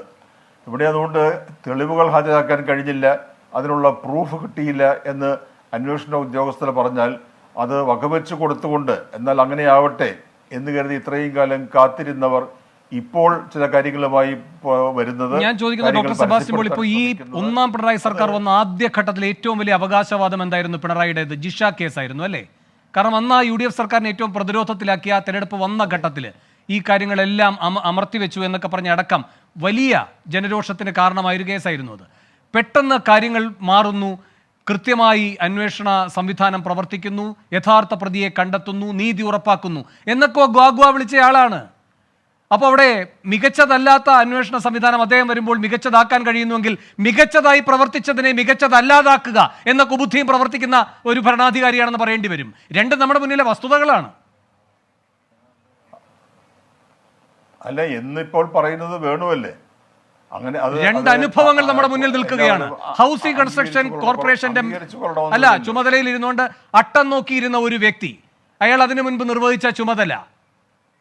ഇപ്പൊ ഹൈക്കോടതി അത് ഊതിക്കാച്ചി എടുക്കുകയാണ്. ഡോക്ടർ സെബാസ്റ്റ്യൻ പോൾ, ഈ ആളുകളെ മുഴുവൻ അട്ടം നോക്കി ഇരുത്തിയാലും കോടതിയുടെ മുന്നിൽ അവരുടെ അന്വേഷണത്തിന്റെ തിളക്കമാണ് ഈ കഴിഞ്ഞ ദിവസം വിധിയായി വന്നത്. 26-ാം തീയതി എല്ലാ എണ്ണവും അവിടെ പോയി അണിനിരന്ന് നിൽക്കേണ്ട അവസ്ഥയുണ്ടാക്കുന്നതും ആ അന്വേഷണ സംഘത്തിന്റെ നീതിബോധത്തിന് കിട്ടുന്ന നല്ല തിളക്കമുള്ള അംഗീകാരമാണ്. അതെ, അത്രയും ആവേശത്തോടെയും സന്തോഷത്തോടെയും ഈ കാര്യം പറയണമെന്നില്ല. നമുക്ക് ഏത് കാര്യത്തിലും ഒരു കൊലപാതകമാകുമ്പോൾ പ്രത്യേകിച്ചും ആ വിക്ടിം അത് ആ നീതിക്ക് വേണ്ടിയുള്ള ഒരു ദാഹമുണ്ടാകും. ആ ദാഹത്തിനുള്ള ശമനം എന്തെങ്കിലും ഉണ്ടായേ മതിയാകൂ. ഇപ്പോൾ ഹൈക്കോടതി ഈ കേസ് ഇടപെട്ടിരിക്കുന്നു. ഒരു പുനരന്വേഷണമോ തുടരന്വേഷണമോ അല്ല, ലഭ്യമായ തെളിവുകളുടെയും വിവരങ്ങളുടെയും അടിസ്ഥാനത്തിലുള്ള പുനഃപരിശോധന ഒരു അപ്പലേറ്റ് ജൂറിസ്ഡിക്ഷനിൽ ഹൈക്കോടതി നടത്തേണ്ടതായിട്ടുള്ളത്. അങ്ങനെ വരുമ്പോൾ ചില കാര്യങ്ങൾ കൂടി വെളിപ്പെടുമെങ്കിൽ അത് വരട്ടെ. നമ്മൾ അതിനെ ഇപ്പോൾ ഈ ഒരു ആദ്യമേ ഈ ചർച്ചയിൽ തന്നെ പറയുകയുണ്ടായല്ലോ, ഒരു തെരഞ്ഞെടുപ്പ് അടുക്കുമ്പോൾ അതിനൊരു ആരവം ഉണ്ടാക്കുന്ന രീതിയിൽ ചില വെളിപ്പെടുത്തലുകളുമായി KM ഷാജിയെ പോലെ അത്ര വിശ്വാസ്യതയില്ലാത്ത ചില ആളുകൾ മുന്നോട്ട് വരികയും അതിന് ഈ ചാനൽ ചർച്ചയിലൂടെ ഒരു വളം വെച്ചു കൊടുക്കുകയും ഒക്കെ ചെയ്യും. അല്ല ഡോക്ടർ സെബാസ്റ്റ്യൻ, ഹൈക്കോടതി വിധിയില്ലെങ്കിൽ നമ്മൾ ഈ വിഷയം എടുക്കുകയില്ല. കാരണം അങ്ങ് ചർച്ച തുടങ്ങുമ്പോൾ പറഞ്ഞതുപോലെ തെക്ക് ഒരു PC ജോർജ് ഉണ്ടെങ്കിൽ അതിന് പകരം വടക്കൊരു ഷാജി എന്ന നിലയിൽ വേണമെങ്കിൽ വിട്ടുകളയാമായിരുന്നു. ഹൈക്കോടതി ഇടപെടൽ പ്രധാനമാണ്. 26-ാം തീയതി നിർണായകമാണ്. ഈ കൃഷ്ണനും ജ്യോതിബാബുവും ഒക്കെ എത്തുന്ന അവസ്ഥയും വളരെ വളരെ പ്രധാനമാണ്. അതെ, അത് ഹൈക്കോടതിയുടെ ഉത്തരവാദിത്വമാണ്, ഹൈക്കോടതിയുടെ അധികാരമാണ്. ആ അധികാരം പ്രയോഗിച്ചുകൊണ്ട് വിചാരണ കോടതിയുടെ വിധിയിലും മറ്റു കാര്യങ്ങളിലുമൊക്കെയുള്ള ഇടപെടൽ ഹൈക്കോടതി നടത്തുന്നതിൽ അസ്വാഭാവികമായി ഒന്നുമില്ല. ഇതുപോലൊരു പ്രധാനപ്പെട്ട കേസാകുമ്പോൾ ഹൈക്കോടതിയുടെ ഇടപെടലിന്റെ പ്രാധാന്യവും വാർത്താ പ്രാധാന്യവും വർദ്ധിക്കും. ശരി, രമസഖ എന്തോ പറയാനായിട്ട് കൈ ഉയർത്തിയല്ലോ, പറഞ്ഞോളൂ. വേണു, ഞാൻ ഒറ്റ കാര്യം, ഒന്ന് പിന്നെ ഷാജി പറഞ്ഞത് പൊള്ളയാണെങ്കിൽ, അത് ആരോപണമാണെങ്കിൽ തീർച്ചയായിട്ടും അതിനെതിരെ അദ്ദേഹത്തിനെതിരെ കേസെടുക്കട്ടെ. പക്ഷേ ഈ കാര്യത്തിൽ ഒരു പ്രധാന വസ്തുത അന്വേഷിക്കണം. എന്തായിരുന്നു കുഞ്ഞനന്തന്റെ മരണകാരണം? അദ്ദേഹത്തിനെ ഒഴിവാക്കിയതാണ്, ഒരു തർക്കവും വേണ്ട കാര്യത്തിൽ. അന്വേഷിക്കൂ, എന്തായിരുന്നു മരണകാരണമെന്ന്. അൾസർ വന്നിട്ട് ആളുകൾ മരിക്കും എന്നുള്ളതൊന്നും ഒരുപക്ഷെ നമുക്കൊന്നും അങ്ങനെ അങ്ങ് വിശ്വസിക്കാൻ കഴിയുന്ന ഒരു കാര്യമല്ല. അപ്പോൾ കുഞ്ഞനന്തന്റെ മരണകാരണം എന്താണ് എന്ന് പൊതുസമൂഹത്തിനോട് ഈ സർക്കാരും ഇവരും പറയണം. അദ്ദേഹത്തിന്റെ മകൾ, തീർച്ചയായിട്ടും കുടുംബം ഒരു അന്വേഷണം ആവശ്യപ്പെടുകയാണ് വേണ്ടത്. എന്ത് കാരണമായിരുന്നു, എന്തൊരു മാരകമായ അസുഖമാണ് അദ്ദേഹത്തിന് പിടിപെട്ടത് എന്നുള്ളതിനെ സംബന്ധിച്ച് അന്വേഷിക്കാൻ വേണ്ടി അദ്ദേഹത്തിന്റെ കുടുംബവും അദ്ദേഹത്തിന്റെ മകളും കൂടി തയ്യാറാവുകയാണ് വേണ്ടത് എന്നതാണ് എനിക്ക് പറയാനുള്ളത്. ഷാജി വെറുതെയാണ് പറഞ്ഞതെങ്കിൽ ഷാജിക്കെതിരെ കേസെടുക്കാലോ, എന്താണ് പ്രശ്നം? അതുകൊണ്ട് ഇത് വെറുതെയാണെന്ന് പറഞ്ഞ് ഒഴിഞ്ഞു മാറിയല്ല, ഷാജിക്കെതിരെ കേസെടുക്കാൻ പോവുകയായിരിക്കും. ഇപ്പോൾ ഈ പറയുന്ന കോട്ടയത്ത് ഒരു താൽക്കാലിക ജീവനക്കാരിയുമായി ബന്ധപ്പെട്ട കാര്യത്തിൽ സതീശനെതിരെ കേസെടുത്തു. അപ്പോൾ എന്താണ് ഇപ്പോൾ കോടതി, ഇപ്പോൾ ജസ്റ്റിസ് കെ ബാബു ഇപ്പോൾ എന്താ പറഞ്ഞിരിക്കുന്നത്? അതിൽ അങ്ങനെ കേസെടുക്കാൻ കഴിയുന്ന ഒരു സാഹചര്യവുമില്ല എന്നാണ്. തുടർ നടപടികൾ സ്റ്റേ ചെയ്തിരിക്കുകയാണ്. അപ്പോൾ ഈ കാര്യത്തിൽ എന്തായാലും ഷാജിക്ക് ആണ് ബുദ്ധിമുട്ടുണ്ടാവുക. ജ്യോതിബാബു, കൃഷ്ണൻ കൂടുതൽ സുഖകരമായി ജീവിക്കാൻ കഴിയുന്ന അവസ്ഥയിലേക്ക് നിങ്ങൾ പോകാനിരിക്കുന്നു. അതാണ് ഈ സർക്കാരിൻ്റെ ഇതുവരെ തെളിയിക്കപ്പെട്ട നീതിബോധം. ജ്യോതികുമാർ ചാമക്കാല, ഇതിൻ്റെ മാസ്റ്റർ ബ്രെയിൻ പിണറായി ആണ് എന്ന് ചെന്നിത്തല പറഞ്ഞു. പി മോഹന് കൃത്യമായി ഇതിൽ പങ്കാളിത്തമുണ്ട് എന്ന് പറഞ്ഞു. പക്ഷേ ഈ പറയുന്ന കോൾ ഡീറ്റെയിൽസ് റെക്കോർഡ് കിട്ടാത്തതാണ്. അങ്ങനെ ഒരു സാങ്കേതിക കാരണം പറഞ്ഞുകൊണ്ടാണ് രമേശ് ചെന്നിത്തല ഈ വിഷയത്തോടെ ഏറ്റവും ഒടുവിൽ പ്രതികരിച്ചത്. അന്നത്തെ അന്വേഷണ സംഘത്തിലുണ്ടായിരുന്ന ഉദ്യോഗസ്ഥൻ തന്നെ പറയുന്നു അത് ആത്മാർത്ഥതയോടെ ഉള്ളതായിരുന്നില്ല എന്ന്. കേരള രാഷ്ട്രീയവുമാണ്. ഏതെങ്കിലും ഒരു ഘട്ടത്തിൽ ഒരു ഒത്തുതീർപ്പ് ഉണ്ടായിട്ടുണ്ടോ? നിങ്ങൾ ചെയ്ത എല്ലാ കാര്യങ്ങളെയും അംഗീകരിച്ചുകൊണ്ട് തന്നെ പറയുകയാണ് അത്തരമൊരു സംശയം.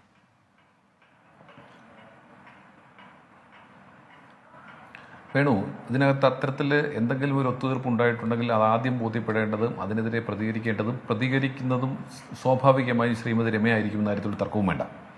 അവരെ സംബന്ധിച്ച് തന്നെ ഈ വിഷയത്തിലുള്ള അവരുടെ പ്രതികരണം നമ്മളിപ്പോൾ കേട്ടതാണ്. ഇനി അതിനപ്പുറത്തേക്ക് ആ കാര്യത്തിലൊരു വിശദീകരണം വേണ്ടതുണ്ട് എന്ന് ഞാൻ കരുതുന്നില്ല. ഇവിടെ നോക്കൂ, ഇവിടെ ഒന്ന് രണ്ട് കാര്യങ്ങൾ നമ്മൾ ശ്രദ്ധിച്ചു പോകണം. ഇവിടെ തുടക്കം മുതൽ ഞാൻ ഏറെ ബഹുമാനിക്കുന്ന ശ്രീ സെബാസ്റ്റ്യൻ പോൾ സാർ, അദ്ദേഹം ഷാജിയുടെ വിശ്വാസ്യതയെ ചോദ്യം ചെയ്തുകൊണ്ട് അദ്ദേഹം മുന്നോട്ട് പോകാനാണ് ശ്രമിക്കുന്നത്. അദ്ദേഹത്തിന് ഇത് കാര്യങ്ങളൊന്നും അറിയാഞ്ഞിട്ടല്ല. അതിനപ്പുറത്തേക്ക് അദ്ദേഹം അത് പറയുമ്പോൾ ഷാജിയുടെ വിശ്വാസത്തെക്കുറിച്ച് പറയുമ്പോൾ നമുക്കറിയാം ഷാജി ആരാണെന്നും ഷാജി എങ്ങനെയാണ് പൊതുരംഗത്ത് നിൽക്കുന്നതെന്നും ഷാജിയോട് മുഖ്യമന്ത്രിക്കും പാർട്ടിക്കുമുള്ള നീരസത്തെക്കുറിച്ചും ഒക്കെ നമുക്കറിയാം. ഷാജിയുടെ വിശ്വാസ്യതയെക്കുറിച്ച് ശ്രീ സെബാസ്റ്റ്യൻ പോൾ സാർ സംസാരിക്കുമ്പോൾ എപ്പോഴെങ്കിലും അദ്ദേഹം ഈ മുഖ്യമന്ത്രിയുടെ വിശ്വാസമില്ലായ്മയെക്കുറിച്ച് പറയുന്നുണ്ടോ? KSUവിൻ്റെയും യൂത്ത് കോൺഗ്രസിൻ്റെയും ചെറുപ്പക്കാരെയും അതിക്രൂരമായി മർദ്ദിച്ചത് ഞാൻ കണ്ടിട്ടില്ല എന്ന് പറഞ്ഞതിനെതിരെ പ്രതികരിക്കാൻ അതിനെക്കുറിച്ച് നമ്മുടെ സെബാസ്റ്റ്യൻ പോൾ സാറിൻ്റെ അഭിപ്രായം എന്താണ്? മുഖ്യമന്ത്രിയുടെ ഗൺമാൻ തന്നെ KSUവിൻ്റെ യൂത്ത് കോൺഗ്രസിൻ്റെ ചെറുപ്പക്കാരെ മർദ്ദിക്കുന്ന സംഭവം ഞാൻ കണ്ടിട്ടില്ല എന്നാണ് മുഖ്യമന്ത്രി ഈ നാളിതുവരെ പറഞ്ഞിട്ടുള്ളത്. അദ്ദേഹത്തെ താങ്കൾ വിശ്വസിക്കുന്നുണ്ടോ? അദ്ദേഹം പറഞ്ഞത് ശരിയാണെന്ന് താങ്കൾ വിശ്വസിക്കുന്നുണ്ടോ? സർ, അങ്ങേക്ക് കേരളീയ സമൂഹം തരുന്ന, ഞാൻ വ്യക്തിപരമായി പറയുന്നില്ല, അങ്ങേക്ക് കേരളീയ സമൂഹം തരുന്ന ഒരു ബഹുമാനമുണ്ട്, ഒരു ആദരവുണ്ട്. ഇത്തരത്തിലുള്ള കൊലയാളികളെ ന്യായീകരിക്കുന്നതിന് വേണ്ടി അങ്ങ് ആ ആദരവ് പണയപ്പെടുത്തരുത്, ബഹുമാനം പണയപ്പെടുത്തരുതെന്ന് എനിക്ക് സ്നേഹബുദ്ധിയെ വളരെ ഒരു സഹോദരനെ പോലെ എനിക്ക് അങ്ങയോട് റിക്വസ്റ്റ് ചെയ്യാനുള്ളത്. ഞാൻ അതിനപ്പുറത്തേക്കൊന്നും ആളല്ല. അങ്ങ് ഇപ്പോൾ പറഞ്ഞ 2 വാചകങ്ങൾ എന്നെ വല്ലാതെ വിഷമിപ്പിച്ചു, വേദനിപ്പിച്ചു. അങ്ങയിൽ നിന്നും അതല്ല കേരളീയ സമൂഹം പ്രതീക്ഷിക്കുന്നതും പ്രതികരിക്കുന്നതും. എന്താണ്? ശ്രീമതി രമ പറഞ്ഞു, ഇതിനെ സംബന്ധിച്ച് ഞങ്ങൾ അന്വേഷണ ഉദ്യോഗസ്ഥർ സംസാരിച്ചപ്പോൾ അതിനകത്തുള്ള ടെക്നിക്കൽ ഡിഫിക്കൽട്ടീസ്, പ്രൂഫ് കിട്ടുന്നതിനുള്ള ടെക്നിക്കൽ ഡിഫിക്കൽട്ടീസ് പറഞ്ഞു എന്ന് പറഞ്ഞപ്പോൾ താങ്കൾ ചോദിച്ച ചോദ്യം, താങ്കൾ വേണുവിനോട് ചോദിച്ചത് പ്രൂഫ് കിട്ടുന്നില്ല, അത് വകവെച്ചുകൊണ്ട് എന്നാൽ പിന്നെ അങ്ങനെ ആകട്ടെ എന്ന് പറയുന്നത് ശരിയല്ല എന്നാണ് താങ്കൾ പറഞ്ഞത്. പിന്നെ എന്താണ് വേണ്ടത്? ശ്രീമതി രമ അന്വേഷണത്തിൻ്റെ ചുമതല ഏറ്റെടുക്കണമെന്നാണ് താങ്കൾ ഉദ്ദേശിക്കുന്നത്. എന്താണ് അതിന് മറ്റൊരു പരിഹാര മാർഗം? അതാണ് കോടതിയിൽ അവർ എപ്പോഴും പോരാടിക്കൊണ്ടിരിക്കുന്നത്. സ്വാഭാവികമായിട്ടും താങ്കളിൽ നിന്ന് അങ്ങനെ ഒരു പ്രതികരണമല്ല പ്രതീക്ഷിച്ചത്. മറ്റൊന്ന്, ഇവിടെ വേണു പറഞ്ഞു, വേണു ഇതിനെ വളരെ കൃത്യമായി അവതരിപ്പിച്ചപ്പോൾ താങ്കൾ പറഞ്ഞത് അത്രയും ആവേശത്തോടെയും സന്തോഷത്തോടെയും ആ വിവരം പറയേണ്ടതില്ല. ഇത്തരത്തിലെ ക്രിമിനലുകളെ, കൊലയാളികളെ കൽത്തുറുങ്കിൽ അടയ്ക്കുമ്പോൾ അതിൽ സന്തോഷിക്കുന്നവരാണ് കേരളത്തിലെ മലയാളികൾ. ഒരു ചെറുപ്പക്കാരനെ 53 വെട്ടുവെട്ടി 54 വെട്ടുവെട്ടി തുണ്ടമാക്കി നടുറോഡിലിട്ടിട്ട് പോകുമ്പോൾ അതിന്റെ പ്രതികളെ പോലീസ് പിടിച്ച് ജയിലിലടച്ചാൽ അതിൽ കേരളത്തിലെ ഓരോ മലയാളികളും സന്തോഷിക്കും. സാർ അതിനോടൊപ്പമാണ് അങ്ങ് നിൽക്കേണ്ടത്. അല്ലാതെ സാറ് ആ പറഞ്ഞ വേണു മുഴുവൻ പ്രതികരണവും വ്യക്തിപരമാകേണ്ട പ്രതീക്ഷിക്കുന്നത് കേരളീയ സമൂഹം. ശരി, ജ്യോതി കാര്യത്തിലേക്ക് വരൂ. അല്ല, ഞാൻ പറഞ്ഞു പോയത് എന്തുകൊണ്ടാണ് സെബാസ്റ്റ്യൻ പോൾ സാറിനെ പോലെ ഒരാൾ ഈ വിഷയത്തെ ഇങ്ങനെയല്ല കാണേണ്ടത്. അങ്ങ് ഇത്തരത്തിലുള്ള വിഷയം ഈ കൊലയാളികളെ ഇവരെ സംബന്ധിച്ചുള്ള ചർച്ചയിൽ അങ്ങ് പങ്കെടുക്കാൻ പോലും പാടില്ല. അങ്ങേക്ക് തരുന്ന ഒരു കേരളീയ സമൂഹം തരുന്ന ഒരു ബഹുമാനമുണ്ട്. ഞാൻ അതുകൊണ്ട് മാത്രമാണ് പറഞ്ഞത്. ഞാൻ എല്ലാ ബഹുമാനവും നിലനിർത്തിക്കൊണ്ട് അങ്ങോട്ട് പറയുന്നത് ഇത്രയും കാര്യങ്ങളെ സംബന്ധിച്ച്. ഇവിടെ നമ്മുടെ മുമ്പിലുള്ള പ്രശ്നം എന്താണ്? ഇവിടെ താങ്കൾ സൂചിപ്പിച്ചു, ഇവിടെ ഈ കൊലയാളികൾക്ക് എല്ലാ അർത്ഥത്തിലും എല്ലാ സഹായവും ചെയ്തു കൊടുത്തത് CPM-ഉം സർക്കാരുമാണ്, ഇടതുപക്ഷ സർക്കാരുമാണ്. തുടക്കം മുതൽ ഇന്ന് വരെ ആ CPM-ന്റെ ബ്രെയിൻ സെൽ ഇവിടെ വളരെ ആധികാരികമായിട്ടല്ലേ ശ്രീമതി രമ പറഞ്ഞത്. ആ പാർട്ടിയിലുള്ള ആഭ്യന്തര പ്രശ്നത്തിന്റെ ഭാഗമായി ശ്രീ TP ചന്ദ്രശേഖരനും കൂട്ടരും VS അച്യുതാനന്ദനോടൊപ്പം നിന്നു എന്ന ഒറ്റ കാരണം കൊണ്ട്, ആ പാർട്ടിയിലെ തന്നെ വിഭാഗീയതയുടെ ഭാഗമായി, അഥവാ ശരി VS അച്യുതാനന്ദന്റെ ഭാഗത്താണ് എന്നുള്ളത് കൊണ്ട് അവരോടൊപ്പം VS അച്യുതാനന്ദനോടൊപ്പം ശ്രീ ചന്ദ്രശേഖരനും കൂട്ടരും നിന്നു എന്നതിന്റെ പേരിൽ മാത്രം അദ്ദേഹത്തെ ഇല്ലായ്മ ചെയ്യാൻ തീരുമാനിക്കുന്ന പിണറായി വിജയൻ ഒരു മനുഷ്യനാണോ? അതിനല്ലേ ശ്രീ സെബാസ്റ്റ്യൻ പോൾ സാർ മറുപടി വരേണ്ടത്? ശരി, എനിക്ക് പിയേഴ്സിനോട് ഒരു അവസരം കൊടുക്കേണ്ടതുണ്ട്. അങ്ങ് VS-നെ പറ്റി പറഞ്ഞതുകൊണ്ടാണ്. മുൻപ് ഈ VS-യുമായി ബന്ധപ്പെട്ട ഈ TP-യുടെ കാര്യത്തിലുണ്ടായ ഒരു കാര്യമുണ്ട് ജ്യോതി, നിങ്ങൾക്കൊക്കെ അറിയുന്നതുമായിരിക്കും. അദ്ദേഹത്തിന്റെ പേഴ്സണൽ സ്റ്റാഫ് ഈ അനുശോചനവുമായി ബന്ധപ്പെട്ടൊരു കുറിപ്പ് കൊണ്ട് കൊടുത്തപ്പോൾ VS ഒരു തിരുത്തതിനകത്ത് വരുത്തി. തിരുത്തല്ല, ഒരു കൂട്ടിച്ചേർക്കൽ. ധീരനായ എന്ന വാക്കാണ് VS കൂട്ടിച്ചേർത്തത്. വിപ്ലവകാരി എന്ന് പറഞ്ഞു വരുന്ന ആ വിശേഷണത്തിൽ ധീരനായ വിപ്ലവകാരി എന്നാണ് VS എഴുതി ചേർത്തത്. അത്തരം ധീരതകളെ ഇല്ലാതാക്കിക്കൊണ്ട് ഒരു വ്യക്തിയുടെ ഹിതാനുസാരണത്തിന് മാത്രം പ്രവർത്തിക്കുന്ന ഒരു സാങ്കേതിക സംവിധാനമായി ഈ പാർട്ടി മാറിയിട്ടുണ്ടോ ശ്രീ NM പിയേഴ്സൺ? അതുകൊണ്ട് ആ കാലഘട്ടം എന്ന് പറയുന്നത് ഒരാളെ സർവാധികാരിയാക്കി ചോരയിൽ നിന്നുകൊണ്ട് എന്നാണോ വിലയിരുത്തേണ്ടത് പിയേഴ്സൺ?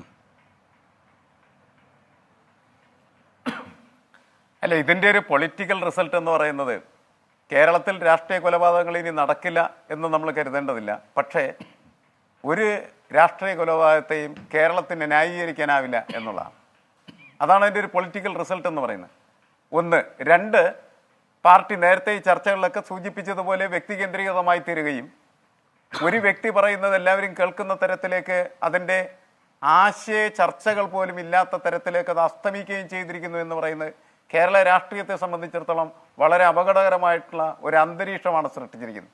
എന്നുവെച്ചാൽ ഒരു വശത്തത് പോസിറ്റീവായിട്ടുള്ള റിസൾട്ട് നമുക്ക് നൽകുമ്പോൾ മറ്റൊരു വശത്ത് നമുക്ക് വളരെ നെഗറ്റീവായിട്ടുള്ള റിസൾട്ട് തന്നിരിക്കുകയാണ് ചെയ്യുന്നത്.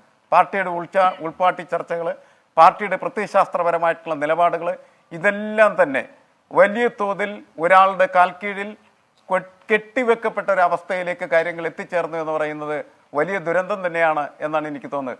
ഒരിക്കലും കേരളീയ സമൂഹത്തെ സംബന്ധിച്ചിടത്തോളം അത്തരത്തിൽ നമ്മുടെ രാഷ്ട്രീയം മാറാൻ പാടില്ല എന്നാണ് എനിക്ക് തോന്നിയിട്ടുള്ളത്. അതാണ് നമ്മൾ തിരിച്ചറിയേണ്ടതും ചർച്ച ചെയ്യേണ്ടതും. ശരി, അവസാനമായി ഡോക്ടർ സെബാസ്റ്റ്യൻ പോൾ, ജ്യോതിക്ക് അതേ ഭാഷയിൽ തിരിച്ചടി കൊടുക്കാനുള്ള ഒരു അവസരമായി അങ്ങ് കാണേണ്ട. ഒരു ആരോഗ്യകരമായ വിമർശനം വന്നു അങ്ങയോടുള്ള എല്ലാ ബഹുമാനത്തോടെയും, അതുകൊണ്ട് അങ്ങ് മറുപടി പറയുക, വളരെ ചുരുക്കം വാക്കുകൾ, എന്നിട്ട് എനിക്ക് ചർച്ച അവസാനിപ്പിക്കാം. അല്ല, ഞാൻ ഈ വിഷയത്തിൻ്റെ വിശദാംശങ്ങളിലേക്ക് കടക്കുന്നില്ല.